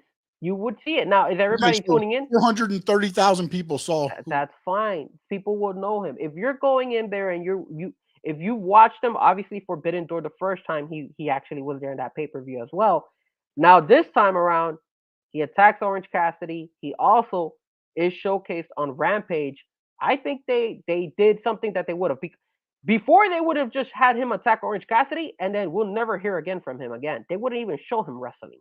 So at least they did something better than what they did before. Because before they wouldn't even do that. Before they would be like, yo, have a nice day, goodbye. And then he'll just keep attacking Orange Cassidy. And then on a random dynamite, hey, Orange Cassidy versus Aussie Open. That's it. That's what they would do. But they didn't do that. They actually gave him a fight. So they actually allowed the fans to see him. Although Rampage doesn't have the numbers, you're right. But still, they at least try to showcase him. That way people know who this guy is and show the fans, hey, this is what's going on. That's why I think they did Why not do that on your marquee show? because he's not well known on his marquee show. So maybe a lot of people will tune out if they focused on putting him right away. That's why you could only give him like a little snippet of who he is. Because if you go ahead and you put him on a fight on Dynamite, whether it's just a fill-in fight or whatnot, some people are gonna tune out and be like, I don't know who this guy is. Screw it. I'm changing the channel. What? So then why have him fight for a title? If you're going to tune out on the guy, I mean, dude, that's ridiculous. Well, the only reason I said they're going to tune out on the guy is because people don't know who he is. So you kind of have to show him against up. the Young Bucks. I mean, again, I don't see it the same way as you see it. I see that they did something different. They showcased him on Rampage. I'm not saying they didn't do something different. I mean, at least they did. At least, like you're saying, at least they showcased him there. But to me, you showed him beating up the guy before you showcased him. Well, they didn't even show him beating up the guy. They, like you said, they just showed him. He's laid out and holding the belt. I mean, exactly. Pro wrestling. I'm sorry. Maybe Brian Cage attacked him, and he just happened to be walking by. No, in the backpack, grabbed the belt, and then the camera turned on as he was holding it up out of the backpack. Maybe that's what happened. Well, look. Obviously, we know that he was the one that attacked him, but they didn't go they didn't go that extreme where he went ahead and you saw him like hit him and all that stuff. They just, they sold it a little bit. They said, hey, look at this guy. That's what I said. I like that. I like the fact the way they did it. They didn't have him back there throwing the guy through 600 TVs and bouncing him off every case in the back. No, it was just him standing over the guy. The only thing I would have wished that they would have done is even if it was just, something else, somehow knowing who he was beforehand, because they made it like, oh my God, that's Kyle Fletcher from Aussie Open. Like everybody just knows who Kyle Fletcher from Aussie Open is. If you're not a diehard fan, you don't know. And if you didn't tune in to Rampage, you find out after the fact, like, oh, okay, the guy can go. But before that, I would like to know before that. So then But then it avoids the surprise that he's coming in to attack Orange Cassidy. What do you mean? He's in a tag team match with Aussie Open, but you highlight him getting some of his moves in, him getting the pin. So you highlight Kyle Fletcher a little bit. And then like they did there, you go back and Kyle Fletcher's holding the belt looking down at Orange Cassidy.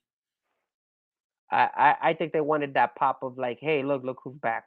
Look who's back for a split second. And then that's why they did it that way. I don't think they got the pop that they wanted. I mean, it didn't sound like everybody was like, hey, oh my God, it's Kyle Fletcher. Oh my God, it's Sting. It's not like. Well, a lot of people don't know him, but like you said, the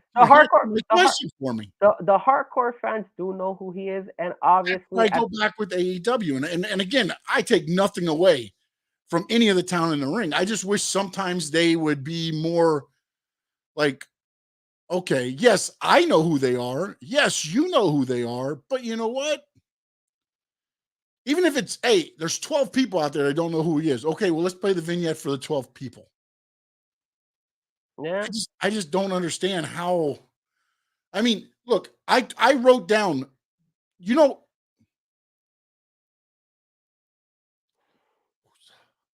okay, so I write down the match. I look at the matches and I kind of grade them out. I did 2 hours of SmackDowns. You know how many segments there were on SmackDown? How many? In 2 hours, 8. Okay. That included interviews backstage. I don't really count the vignettes. unless they're an interview. If it's that they're playing like a hype up video, I don't count that. Okay. Do you know how much is in a 2-hour Dynamite? Probably half of that. 16. Oh wow, it was way more. Well, remember they're trying to cram everything in. Well, but again, that's where I'm like, so you had 16 segments, but you couldn't find one to cram in a little bit more about this guy before you see him.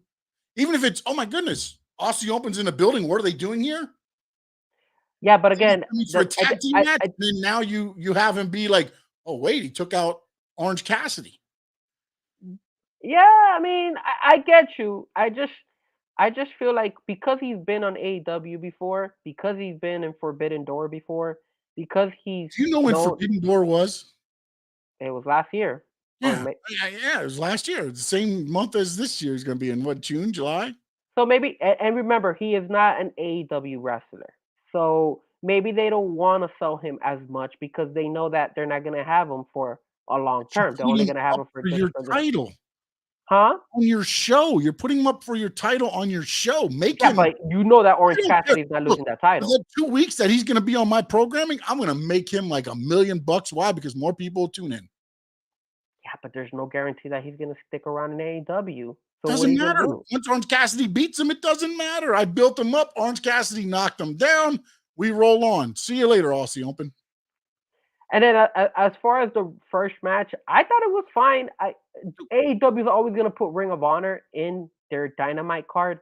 That's what they always do. They don't separate each brand. They've never done that before, so it doesn't surprise me. Maybe they'll start doing it now. I remember Tony Khan stood up on the stage after one of the things and said, after this pay-per-view, Ring of Honor will be Ring of Honor, and AEW will be AEW, unless I need an opening match, and then ROH will be ALW.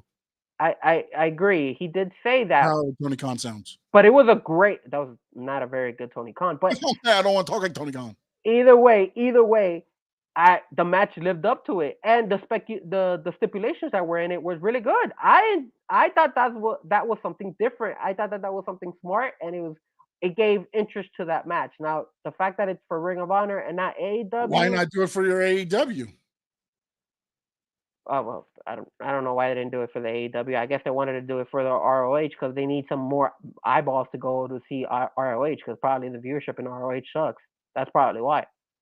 That's the only reason why I could think they could keep pushing ROH certain stuff because they're not getting the views that they want to see in ROH.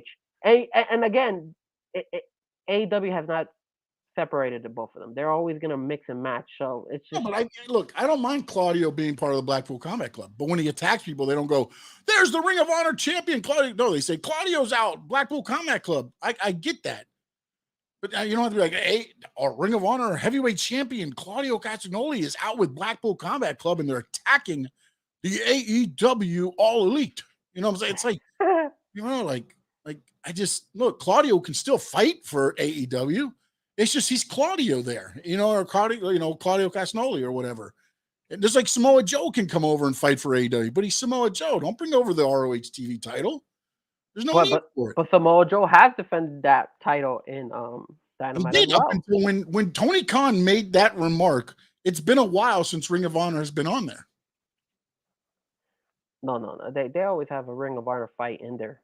Not every night. No. And if it's not on Dynamite, then it's on Rampage. They do it on one or the other. Rampage means nothing to me. I'm sorry to tell you. A show that I can find out the results to tomorrow that don't come out till Friday. You probably don't even watch the show. I don't. I can tell you right now, I'm the zero in the zero. All right. Do you even watch it when it's live or no? When is the last time Rampage was live? When they were in LA? Yeah, I think that was the last time they were live. Leading into a pay-per-view. That was it. I watched that one. Well, what about Don Callis, man? Talk to me about Don Callis. Hold on. You didn't talk about the other good part that happened on there, by the way. What other good part? The FTR. Mark Briscoe. I like that segment, bro. I like that segment. Oh, when they spit on his face. Jeff Jarrett spit in his face and blinded him, and then he pile drive Mark Briscoe. I thought it set up well to be like, it was. That was an intrigue going in there. That was. So now I think what's going to happen coming up, maybe not this week, maybe next week, leading into the pay-per-view. At some point, Jeff Jarrett's going to swing the guitar, miss and hit Mark Briscoe. So now they're both going to have Mark Briscoe won't be on the side of whatever. I think so. That All was right, good. that's all I got to say about that. I thought that was a good segment as well. On to your Don Callis. So the cage match, which lived up to expectation, right? Obviously, you had Kenny Omega, you had Moxley, you had the barbed wire on the chair, you had the blood on the back of Moxley, and they Had the even sharded glass. they had the sharded glass. I thought that was gonna be thumbtacks or Yeah, thumbtack, right? But they it had the wasn't. cage that didn't break quite right. That looked like Omega might have killed himself. That was scary. That Yeah. was a little bit rough. And then you also had they used the turnbuckle. You saw how he took off Oh, the beautiful, turnbuckle on the left. beautiful. That was creative. I was Yeah, like, oh man, very good. not bad. That they went a little bit more than a typical cage match. Because everybody always says, hey, when is a cage match gonna be a cage match where they don't go through the cage? You feel me? Like 9 out of 10 times now, you're half of the time when you're going through a cage match, they always go through the cage, and they're like, because you get that pop of like, holy crap, Yeah, like cage breaks. exactly. But they did a good job when it came to like using other stuff besides just that moment. It was And very violent cage match. It was very violent. very exactly. And what does AEW like to sell? Violence, of course. And then on top of that, then you have Don Callis, which we all kind of had it coming that he was going to turn on Kenny Omega. He took the screwdriver, and then when Kenny Omega was about to pin him, boom, there you go. He turns on him, and then John Moxley gets the win.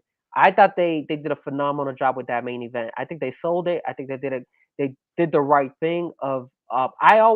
We were criticizing the fact that AEW is like, yo, they always are selling these fights that are like pay-per-view fights, and they shouldn't be on Dynamite. They should be on pay-per-view. But I think for the fact that WWE had so much going on for them, the hype was on it.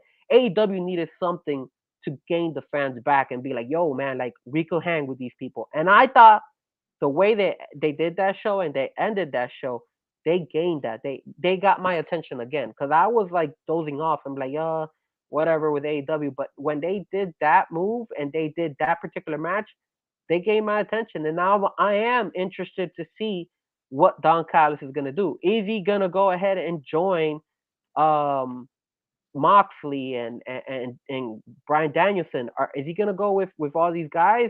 What is his next step is what I'm curious about. And I'm also want to see what is Kenny Omega's reaction. What is Kenny Omega gonna do in this? Because Don Callis has been with him the whole time.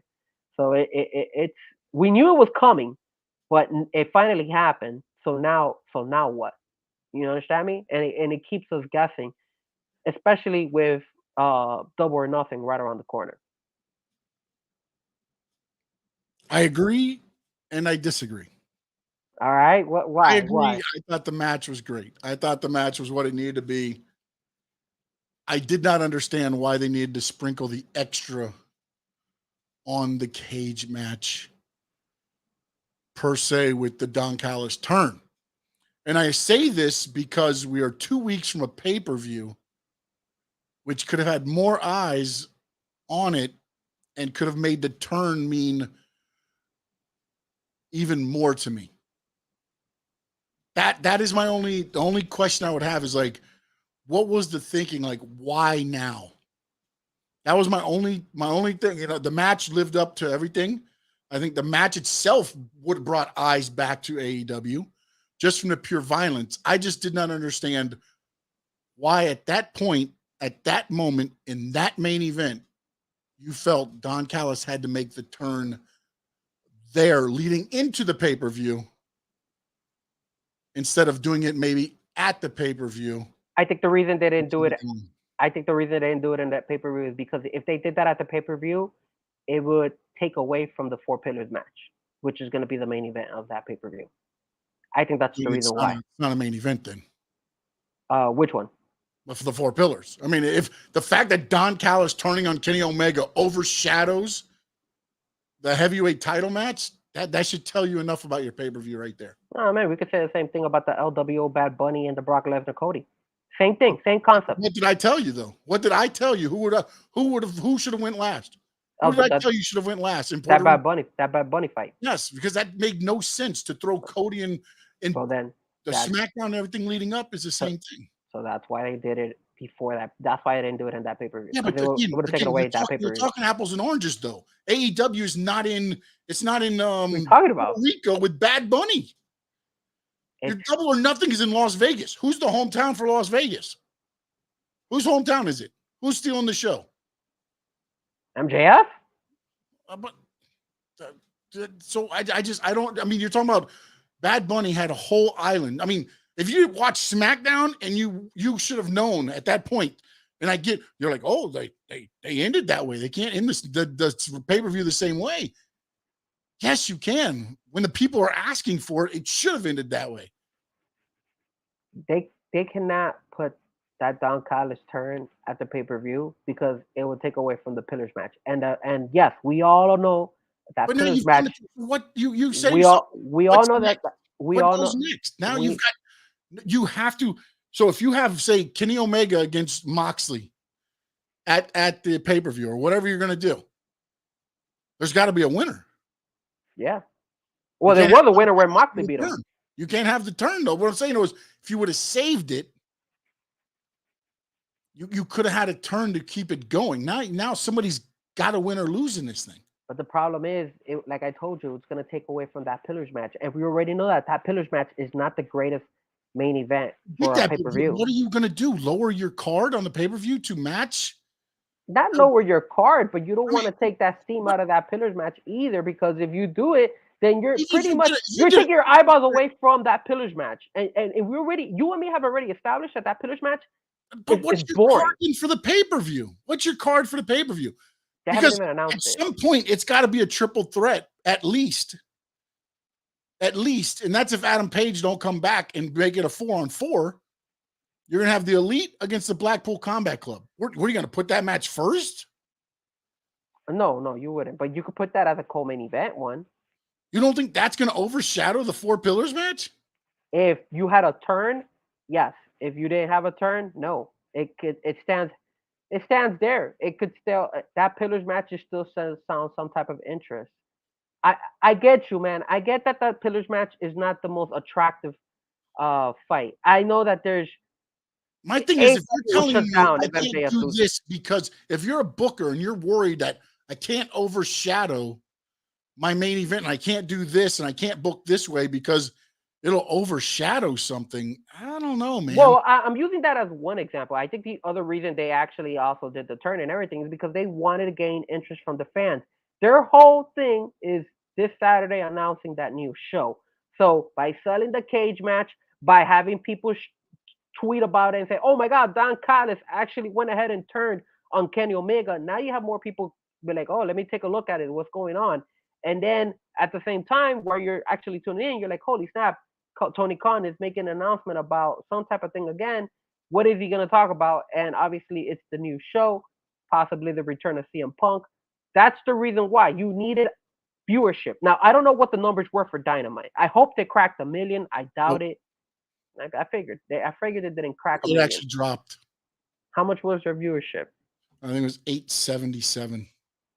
All right, well, they almost hit 900,000. So that's not that bad, but in all general, like, I think that's the reason why, because they needed attention. Nobody was talking about AEW. Everything was about WWE, Backlash, Bad Bunny, Night of Champions, that new World Championship belt, the draft. Everything is all WWE. This finally starts bringing in some people to actually tune in and be like, okay, so what happened here? Oh, there was a steel cage match. All right, cool. Oh, snap. Don Callis turned on Kenny Omega. Crap. Now what? Like now what's going to happen with Don Callis? That's what's going to happen with Kenny Omega. What fight are they going to be able to do for a Double or Nothing? You don't know. All these things are now you're developing something where you could actually go and say, hey, man, it's bringing more intrigue, more interest. That's the only reason why. I think if they just would have done a regular cage match and it would have been the way it is, it wouldn't have garnered as much attention as Don Callis turning on Kenny Omega. And I think that's the reason why they also did that turn at Dynamite instead of doing it at Double or Nothing. But it is what it is, you know? And then again, I think AEW hit the mark. 877. I'm not sure what I told you. 877. Yeah, you said 877. Yeah, but it went up to 937 during the main event. Ah, you see? you see that they almost cracked 1 million, and that's without MJF showing an appearance, because I don't think he showed up at there at all. All he did was that promo of him, and that's it. And then they also didn't have Bryan Danielson fight. He wasn't fighting in that one, so I mean they did a pretty good job. They actually dropped during the MJF promo. Crazy. And then the other fight that one of the top fights that I was very very proud of was Anna Jay fighting against Beat the crap out of each other. It was very good. oh my god, that was a great fight. That was really good. And not only that, they're two hotties, so I can't complain about that either. They're two good looking women. But it was a very very good fight. The way they did that fight was impressive. I enjoyed that fight compared to other fights that they sometimes bring on AEW for the women. So that was impressive. I liked it. I thought it was good, and I thought they hit the mark with this show, man. I think they did a really really good job overall. I think I actually, you might be mad at me, but I enjoyed this show more than that Monday Night Raw show. To be honest with you, I didn't watch Raw, so I can't say that, but I enjoyed the AEW show. Again, here's my problem with everybody is like, oh, if you like AEW, you're AEW. If you like AEW, you can't like WWE. I think that's just BS, man. You can like both shows. Are there certain things on the show I didn't like? Of course. There's stuff on Raw I don't like. There's stuff on SmackDown I don't like. There's stuff on Rampage, Dynamite, everything else. There's going to be parts of it that you're like, I don't know why they did that or whatever. But overall, the show was damn good. It was entertaining. it was. And there was, there were some parts where I was like, yeah, okay, whatever. But I also enjoyed the new House of Black, the House Rules match. You saw that? Not the way they did the darking out the arena, the old school style lights. It was a lot better than that Bray Wyatt fight that they had a couple years ago. It gave it a little bit more of a different feel, you know what I'm saying? But again, that was a cinematic match too with Bray Wyatt. This was, legit actually wrestling match with no breaking of the ropes and things like that. But remember that LA Knight Bray Wyatt fight, you could hardly even see them. Like, it was hard to even see but that was guys. because they did the damn Mountain Dew light. Exactly. They did it for Mountain Dew paid. Made no sense. But it made a lot of dollars for WWE. Oh, of course, because Mountain Dew paid a lot of money for that. But talking about returns, so we said that Miro came back. We saw Thunder Rosa come back. Yes. Who do you think will make a return to AEW, especially for that Collision new show that's happening, in your opinion? You have any idea? I have somebody in mind. CM Punk's going to return. Obviously. You know who I'm thinking might make a return? Andrade might make a return. And he's still under contract with AEW. The guy looks fit. See it. I've seen different videos and different things from him. Mm-hmm. I believe he had shoulder surgery. He was working out with Charlotte Flair. I saw him on Twitter, and he was working out with Charlotte Flair and everything. Yeah. I don't think he's injured. Let me see. Maybe that was. And then you know who's another one who I think eventually will come up, because his name is coming up as well.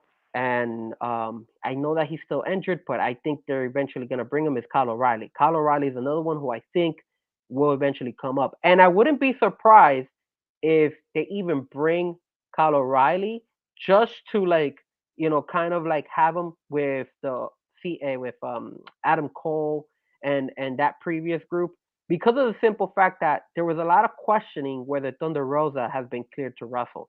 A lot of people were saying that she probably was not cleared to wrestle, but they wanted to go ahead and start bringing her in to kind of showcase her again. I don't know if she's going to have something more than just wrestling. Maybe she's going to be a color commentator or something like that throughout the show, but that's definitely something that she was possibly going to be used for besides wrestling, since she hasn't been cleared. So that, I don't know if she did get cleared or not, but if she hasn't, then maybe I like the fact that they at least. But you can at least storyline it, even though you can say she hasn't been cleared, and she can go on Busted Open Radio and be like, "No, I'm not clear. No, I'm not clear." And all the while she is clear, and they're just, you'll never know for sure unless you have a bead to the doctor. Which, if you do, congratulations, that doctor will probably lose his license if he tells you for real. But it's one of those things to where, I could see a lot of it. Just the only thing is, and since we're into there now, I wanted to, you do your the Tony Khan announcement thing, and then I'll go over what information I have. Well, what I have obviously is Tony Khan is gonna announce the story, the fact that there's a new show, especially since AEW Dark went off.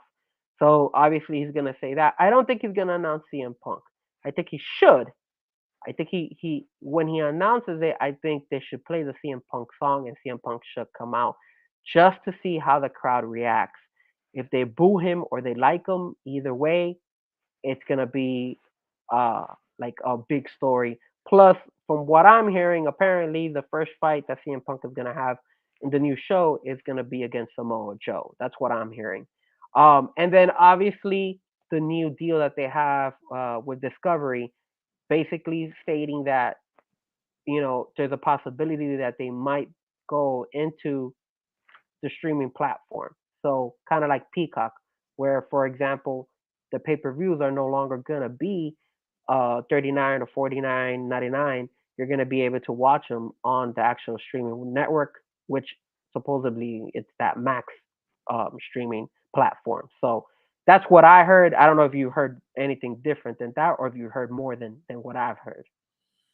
All right, so Andrew Azarian, who is with, I believe he's with, I forgot who he's with, and Meltzer, Dave Meltzer. They're saying basically what you're saying. A new deal has been reached. It's going to be supposedly, numbers have kind of been fuzzy, but the new deal gives Warner Brothers Discovery exclusivity on AEW programming, which is why both Dark and Dark Elevation recently ended on YouTube. He says the deal does not include any Ring of Honor programming, which lives on Khan's Honor Club subscription service. And then also there was talk about the Elite being the Elite.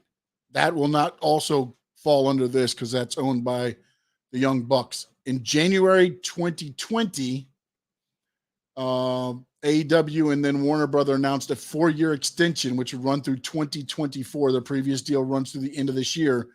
The extension called for $175 million total with an option year at a significant increased price, according to Meltzer. Now, there's been numbers been throwing out there, and I don't see them getting this number. But if they get near this number, kudos to Tony Khan and everything else. There's been numbers thrown out there that says it's going to be probably 5 years, $1 billion. Not bad. If that is the case, that puts them right up there with WWE, which is why I think it's going to be a little bit lower. Maybe I'm wrong. But anyways, if you get anywhere close to that for the programming, the only thing is it's an exclusivity. And now my question to that goes to this. That opening match, Ring of Honor.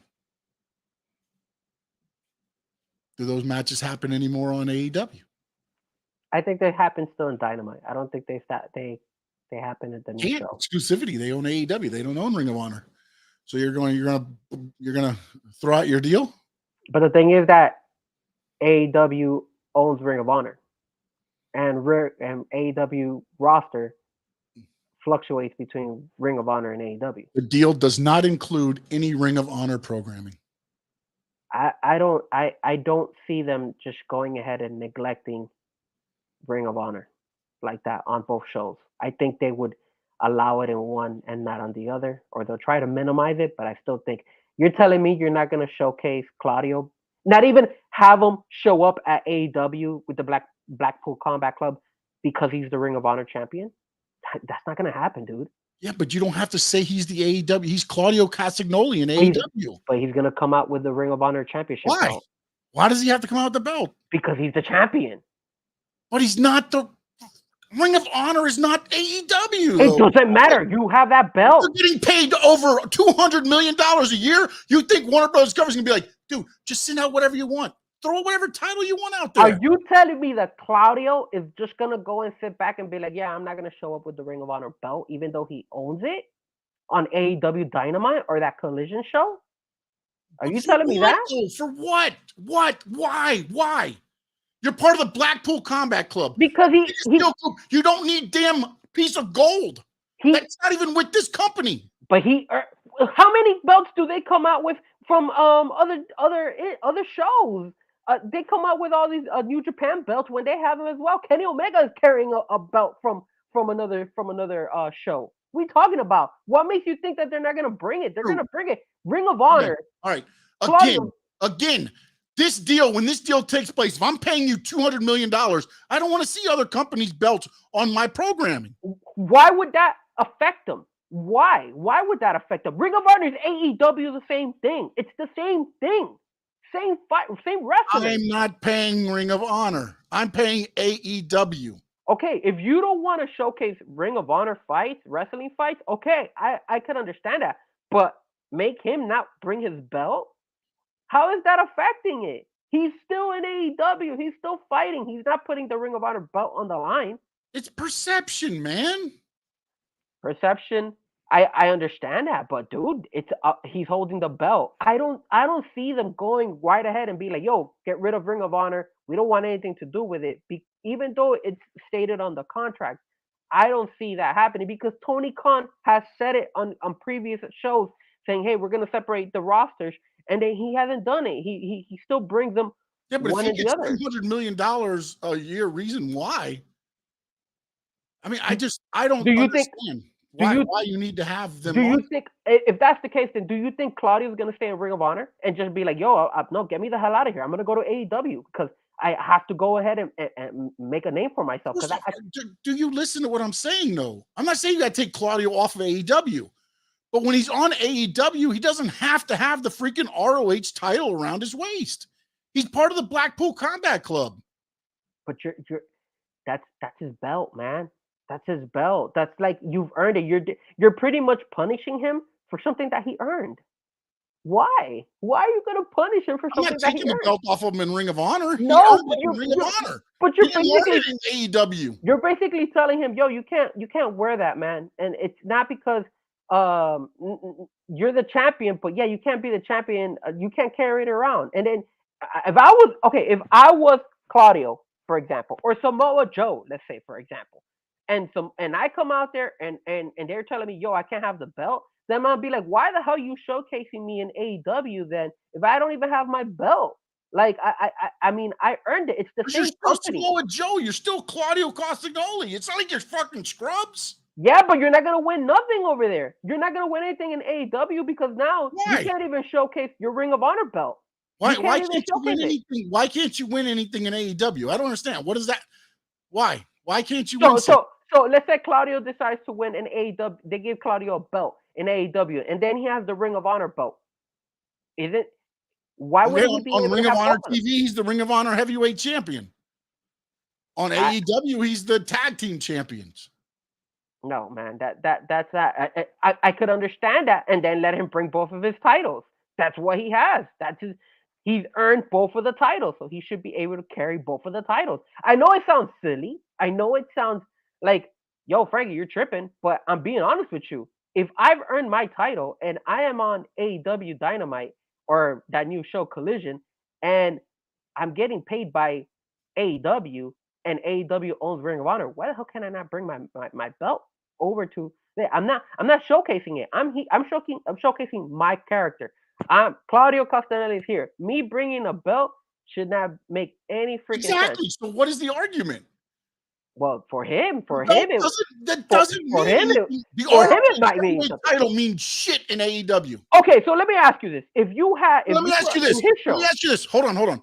The Ring of Honor heavyweight champion lines you up for what in AEW? What does that title get you in AEW? Nothing.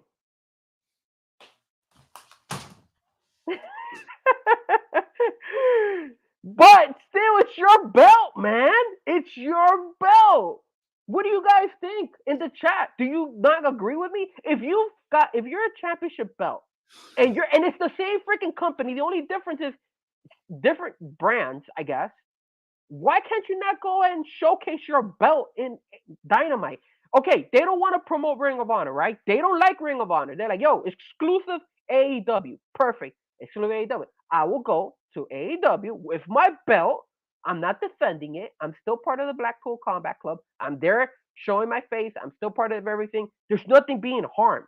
There's nothing being hurting the AEW brand because I'm not defending it. I could understand you about that first match, like that Ray Phoenix against Claudio. Makes sense. Okay, we'll take that away because they don't want any ROH matches. But him bringing a belt? Are you kidding me? He can't bring a belt because it's exclusive to AEW, but AEW owns Ring of Honor. It's the same crap. Just because they say, yo, we don't want Ring of Honor your stuff. TV partner does not have the rights to Ring of Honor. If they wanted those rights, you don't think they would have paid for them? They're going to offer them almost $200 million. You think if they said, hey, you know what? Let's throw Ring of Honor in there too. We'll give you $225. You think Tony Khan is going to go and just say, hey, man, no, we're going to block everything of Ring of Honor and not bring it to AEW? I highly doubt that, man. I highly doubt that. So you can't even go ahead and even, like, for example, if Claudio is fighting in AEW and he has an upcoming pay-per-view for Ring of Honor, they can't even promote Ring of Honor pay-per-view in an AEW show? They can't? They can't even show like a commercial saying, hey. Run it through your TV partners. Run it through your TV partners. Hey, can we do this? Okay. Okay. They make that exception. I don't see why they wouldn't. Or they make you pay for it. I don't know. I mean, if they paid $1 billion for it, I don't think they're going to ask for more. I think they'll be fine with just what they got already. No, AEW is getting $1 billion for 5 years. Exactly. So that's what Warner Bros. Might be like, oh, do you want to advertise for this show? Okay, then we need 100,000 and we'll advertise for you. NWO paid for the WCW paid themselves for the NWO advertising. Wow. But either way, man, we have the potential of this new show. So with a new show coming on, me and Sean, obviously we know what's happening with AEW. We know that they're not gonna have a draft. They already know who they want in one show and who they have in the other show. I think AEW is missing out. I think AEW should steal that from WWE. I would do a draft, but I like those drafts. I just think you should just be like, anybody can show up at any time and make it even more interesting. And I go the same thing with WWE. That's all. I mean, you can have your mainstays on Raw. This guy's there every week. But to have a draft and say you're stuck here and you're stuck there takes away.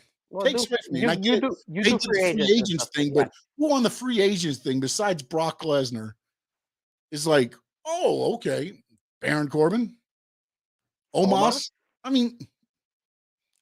But none of them are like, oh, okay, that guy can show up on. No, none of them are game changers the way Brock Lesnar is. I would have left more free agents game changers. Like I would have free agent Sami Zayn and Kevin Owens. They can show up wherever, whenever. You know what I'm saying? Like I would have put bigger names there instead of the names they kind of have right now. That's just, and then the same thing with like AEW. I hope they don't. And I get that there's quote unquote, the issues and everything, but man, dude, if you want to make money, man, dude, CM Punk showing up at a Dynamite and confronting Omega and the Bucks, God bless, the place would go crazy.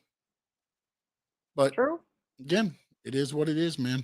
But I think if they do a draft, it'll be pretty cool as well because I think it'll be cool for the fans and everything. But I think after a while, you're stuck with what happens with WWE and all the time. It's like, okay, we've seen that. The only thing is that I don't know how long this collision show is gonna last. Because remember, back in the day, I was listening that it was only gonna be during the summer. Now with them closing AEW Dark, I think they're gonna run this show full time. And the other thing is like, man, like I don't know what channel they throw it on, man. It's gonna be rough. That's gonna be rough. It's like Rampage is just it's like the stepchild, man. It's on at 10 at night, 4 in the afternoon, 6 at night. It's like, yeah. Even if I wanted to watch it, I couldn't tell you what time it's on this week. Well, then you gotta look at it this way. So Dynamite will be your Monday Night Raw. That Collision show would be your SmackDown, and then typically your Rampage would have to be that NXT type of show. That's the only way you can look at it, especially if you want to. That's what they're kind of saying is Rampage is going to end up being the show that's kind of where like the dark and dark elevation talent would be on, because it's going to be probably recorded anyways. So you'll get a chance to, people you want to look at and everything there. So, I, DJ Mimo, what's up, buddy? what's up, Memo? I honestly feel that they should do a draft. I don't know, Sean. It's up to you. Would you I be already willing told to? you we'll do it. We'll do it. I think you handcuff yourself as a business when you do the draft. That again, and I say that with WWE as well. I mean, we'll sit here and we'll do a draft. We'll have fun and do All it. right, so we'll do this. If Tony Khan announces it that there's going to be a new show, which supposedly it is on Saturday. I'm sorry, on a new show for Saturday. Apparently, it's what I'm hearing. It's for Saturdays. I But heard the same thing, yes. if he announces it tomorrow that there's going to be a split show, what we could do is next week we'll do an AEW draft. So it'll be Dynamite and Collision, and then we get to choose who we think. Now, obviously, it'll be fun and games because we don't know, we know who they're pretty much are gonna go where and whatnot. But it would be interesting, and then not only that, but it will help our fans kind of know where we're going at, because a lot of fans, the AEW fans are not so into it. Maybe they'll start understanding some of our picks. We have some surprise picks here and there of who we could bring and who's available and who's not available. I think that would be pretty cool. And I think we'll have that. Boss B says, when are both of you going to another CCW show? I got about 3 weeks left here in Texas. Well, Boss B, when you come back, we'll hit up a CCW show. I got about 2 more weeks of healing up, and then I should be ready to go. I'm a little bit tied up these next couple weeks. No, you're not allowed. You're not allowed. No. I was a little bit tied up. I've been getting a lot of DJ gigs left and right. Awesome. So thank you. So but all I gotta do is just kind of like plan accordingly and make sure that whenever there's a CCW event, just not book. Well, even if Fresco can't go that one day, I'll make sure we'll meet up, Boss B, and then we'll get Frankie involved when he's got time for us. You gotta figure out that busy schedule of his, and he can schedule us in, pencil us in a little bit. You want to know something, Sean? I didn't tell you this, but I will tell you, was that last week on Friday and then yesterday I wasn't feeling well. I was a little bit concerned. I don't know if it was like I was getting a little like I was getting dizziness and stuff like that. I don't know if this is that I'm stressed out because I have a lot of events coming up this week, and then I also have my other job that I'm doing.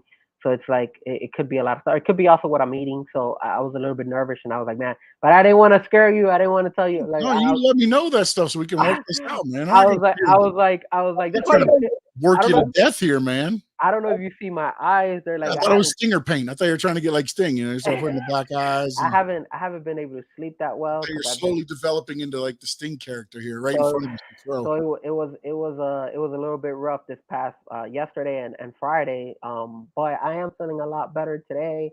And the good thing is that if I wasn't feeling better, I promise you I probably would have said something to you and said, yo, man, I don't think I could hang tonight. But yeah, I'm feeling a lot better, thank God. So good deal, man. Good deal.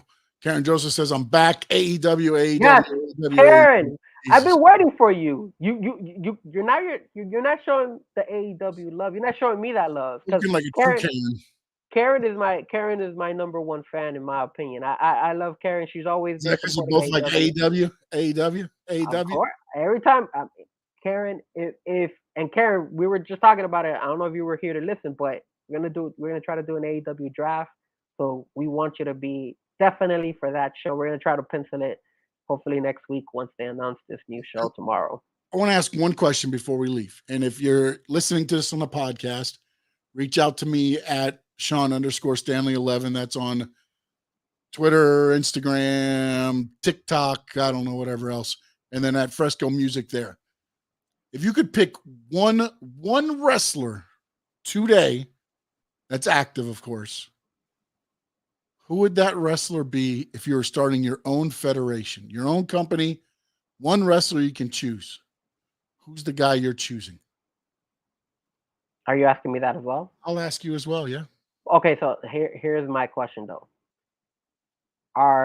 If the wrestler that I'm picking, are they all on the same level? Like, are they all, or do they have, or just go by the way they are right now? Like, Frankie Fresco is starting the Fresco Wrestling Alliance, the FWA. Yes, but nobody knows Wrestling Alliance. You can hire who is the first guy you're hiring?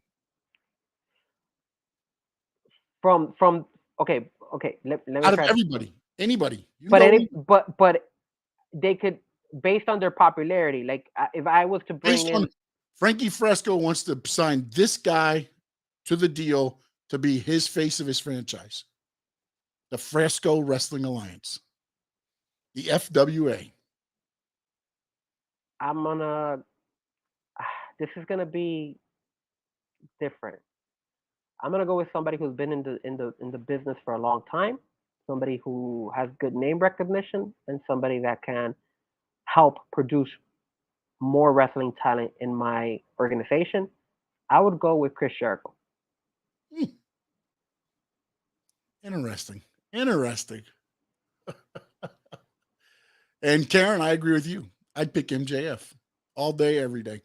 See, the only reason I wouldn't pick MJF is because I don't think he would be able to develop my future wrestlers. And I need somebody who's going to be a team player who wants to make my company bigger. I think that's all stick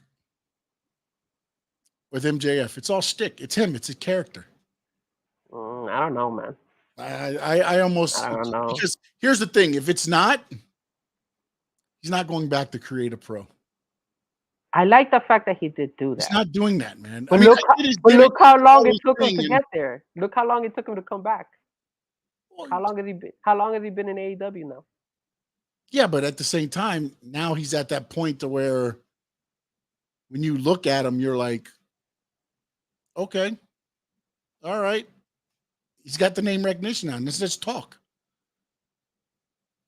I'm telling you, man, he is one of those guys that, like, I would hire him first, and then I'd probably keep him heel. So then I would go for a baby face second, and those two guys would be the face of my company. And I mean, I wouldn't mind being like, I don't know, Boss B. I like Seth Rollins. I like that name, but I'm trying to think, because you also got to look, man, MJF's got tons of wrestling in front of him. To be honest with you, I don't think he's going to be in wrestling by the time he reaches 30. I just saw my brother put Brock. Yeah. I don't know if I would pick Brock. I mean, I can't have my face of my company only wrestling 4 matches a year. I mean, he's an animal.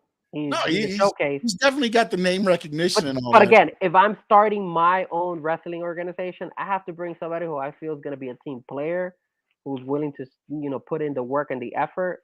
And I think that's. I mean, if anything, I would even bring Kenny Omega because I know I'm gonna get with Kenny Omega. He doesn't have the same strong power as like a Seth Rollins right now because obviously he hasn't been in WWE. But I know what I'm gonna get with Kenny. I know I'm gonna get his hard work. I'm gonna get him pushing for new talent and guy caring, and I could work with the guy. I think maybe Randy Orton and MJF. Randy Orton just as the guy, but both of them could go heel, and then you can have a baby face too. You can have them both alternate.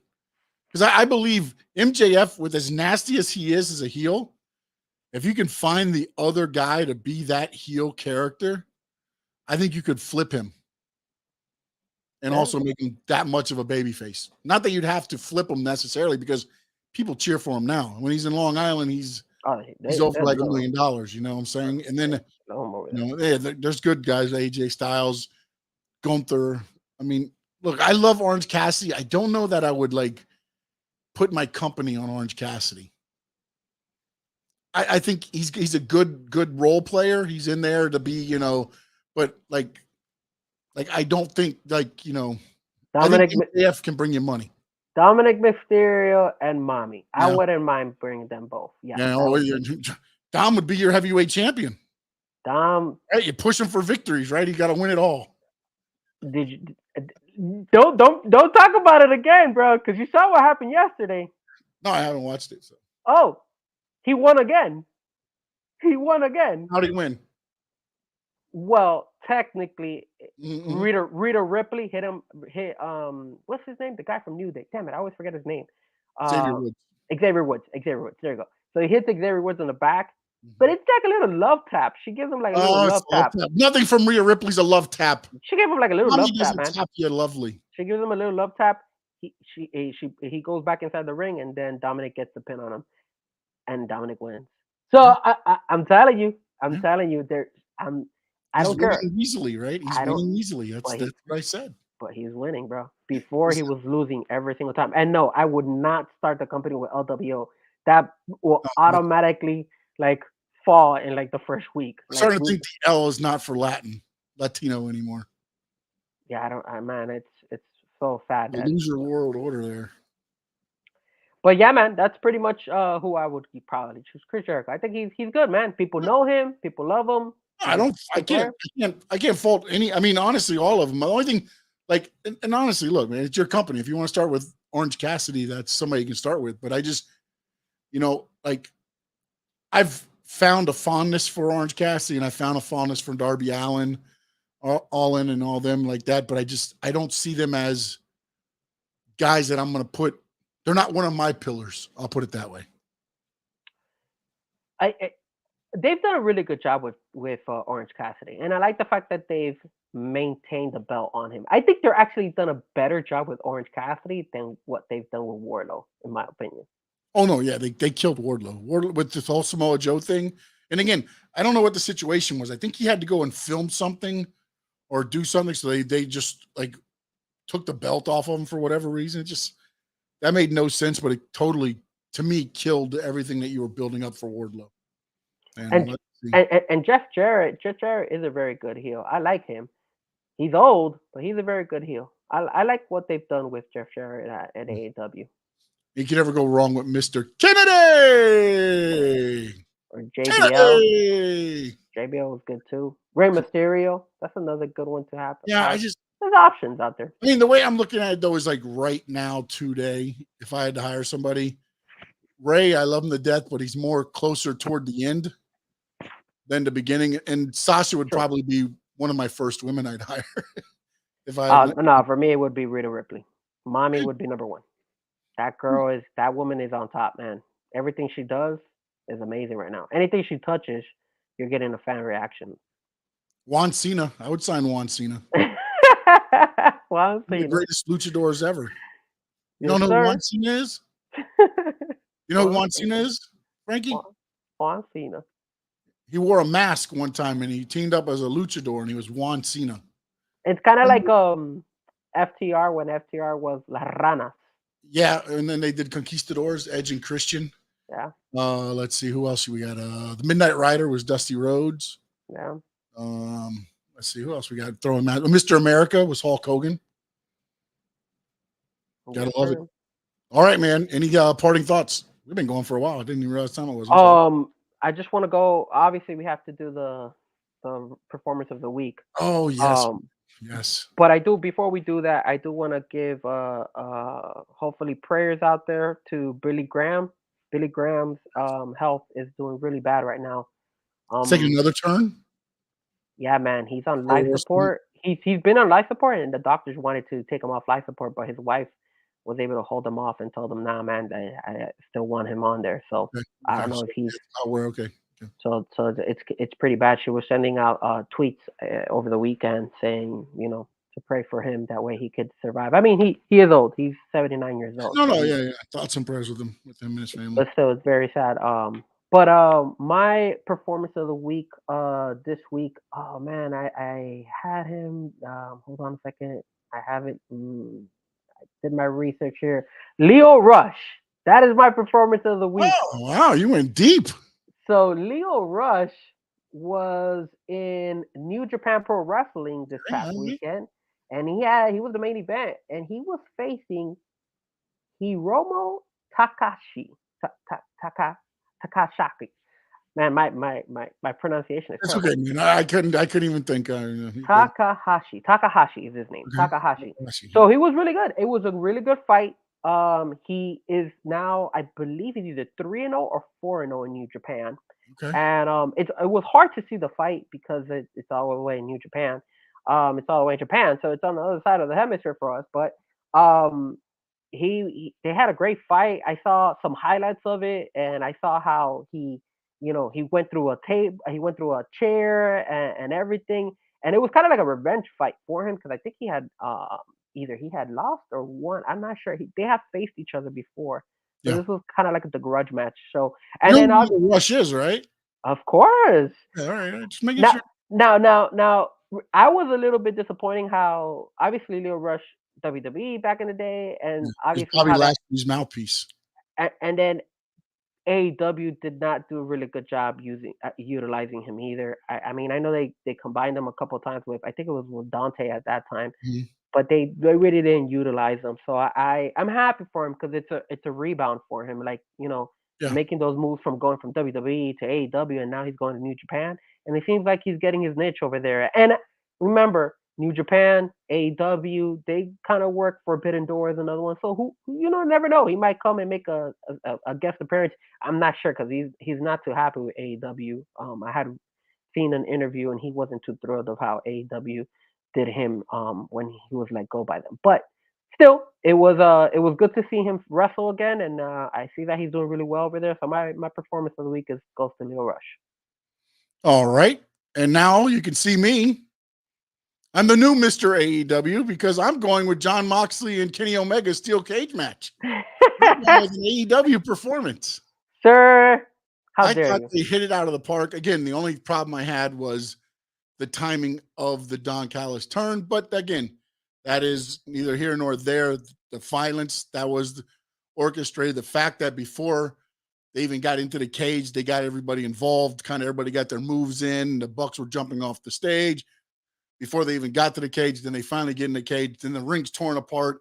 There's hooks, there's glass, there's everything else. And then the screwdriver finish, the screw at the finish. So It was a there great are match. my performers of the week. And you know what, DJ Mimo? I'd sign Cha Cha Charlie too, buddy. Well, Karen, I didn't want to go and say the Kenny Omega and Moxley fight because I kind of had the feeling that maybe Sean was going to go that route. So I wanted to be a little bit different. But I mean, AEW. and that is true, Nick. He has gone to the dark side. Look, we even have the colors of AEW now. You see that? I'm turning him. He's starting to. Slowly. He is a big wrestling fan, but he's slowly making his way over to AEW and be like, oh, I'm starting to like a little bit AEW. He actually watched Dynamite. He actually watched Dynamite. I'm Claudio. Sir, you got to bring that. You can't bring that belt. You can't bring it. Don't. How dare you? Don't even dare bring those belts, sir.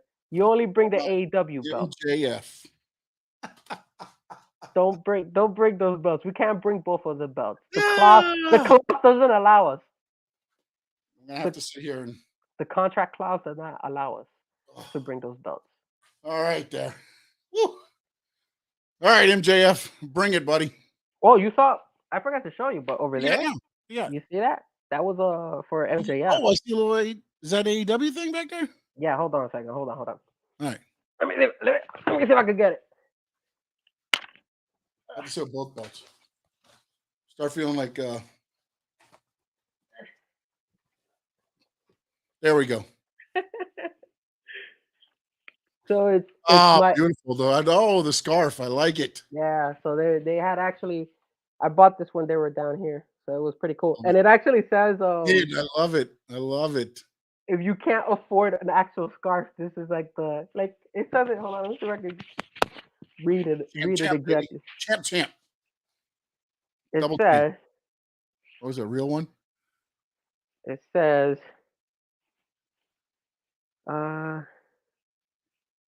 Here it goes. So it says, too poor for a real one. Mid. I love it. It's awesome, right? Oh, that is awesome, man. That is so funny that they went ahead and put that on there. So yeah. There we go. Well, all right. Any parting thoughts, man? Any parting thoughts? I'm just happy that you're wearing that AEW and Ring of Honor belt. Look at you making that comeback. Guys, we will be going ahead and hopefully we'll do the draft next week. Our like mock draft. We'll do a little mock draft. We'll have some fun with it. We'll have fun with it. We'll hear the announcement tomorrow night from Tony Khan, and then if they do announce the new show next Tuesday night, Karen, make sure you're here on time. You can help us out with the draft. Karen, you don't want to know who I'm gonna pick. If I do, I'm gonna. Well, you know what? I'll let Sean. Since Sean last time let me do. He let me pick between SmackDown. Oh no! Mr. AEW's picking first. No. Yeah, no. You will go first. AEW. You have the belt. AEW is not. You have the belts plus You get to choose which show you would be, if you want to be Dynamite or if you want to be Collision. And then, hey, we don't know who we're gonna pick. You know, who would Sean? Sean looks like, look at him. He's already thinking. He's like, yo, who can I get? Who should I get? The matches that could develop, and we gotta bring some rules too. We gotta find out, can we use Ring of Honor wrestlers into AEW? Can we do that? Can we do that, Sean? Who is that? Is that Macho Man Randy Yep. Savage? Oh, nice. You know when I did the Kenny Omega the giveaway, Mhm. I really like the Kenny Omega action figure that I actually bought one for myself as well, so I have one. Also, shout out to those Miami Heat and those Florida Panthers, baby. Is that that looks like, is that Bill Goldberg? No, man. Look at the tattoo. Oh, Batista. It's The Rock, man. That's Jeez. The Rock. Oh man, damn, Tribal tattoo, man. my eyesight is terrible. And by the way, if you're going to let me go first, I can tell you right now, CM Punk is the first pick. Oh, I'll spoil you. Right now, spoiler for you. how many rounds? We got to do the same. We got to do like 5 rounds. We'll do like 3 picks, 4 rounds, 12 picks each. AEW all the way. Yes, let's go Heat. Let's go Panthers. Guys, don't forget to hit the like button. Thank you everybody who tuned in to today's show. And then also check out the squaredcircledigest.com. Yes, sir. In the words of the great Gordon Soley, so long from the sun. Shine. State, you mid.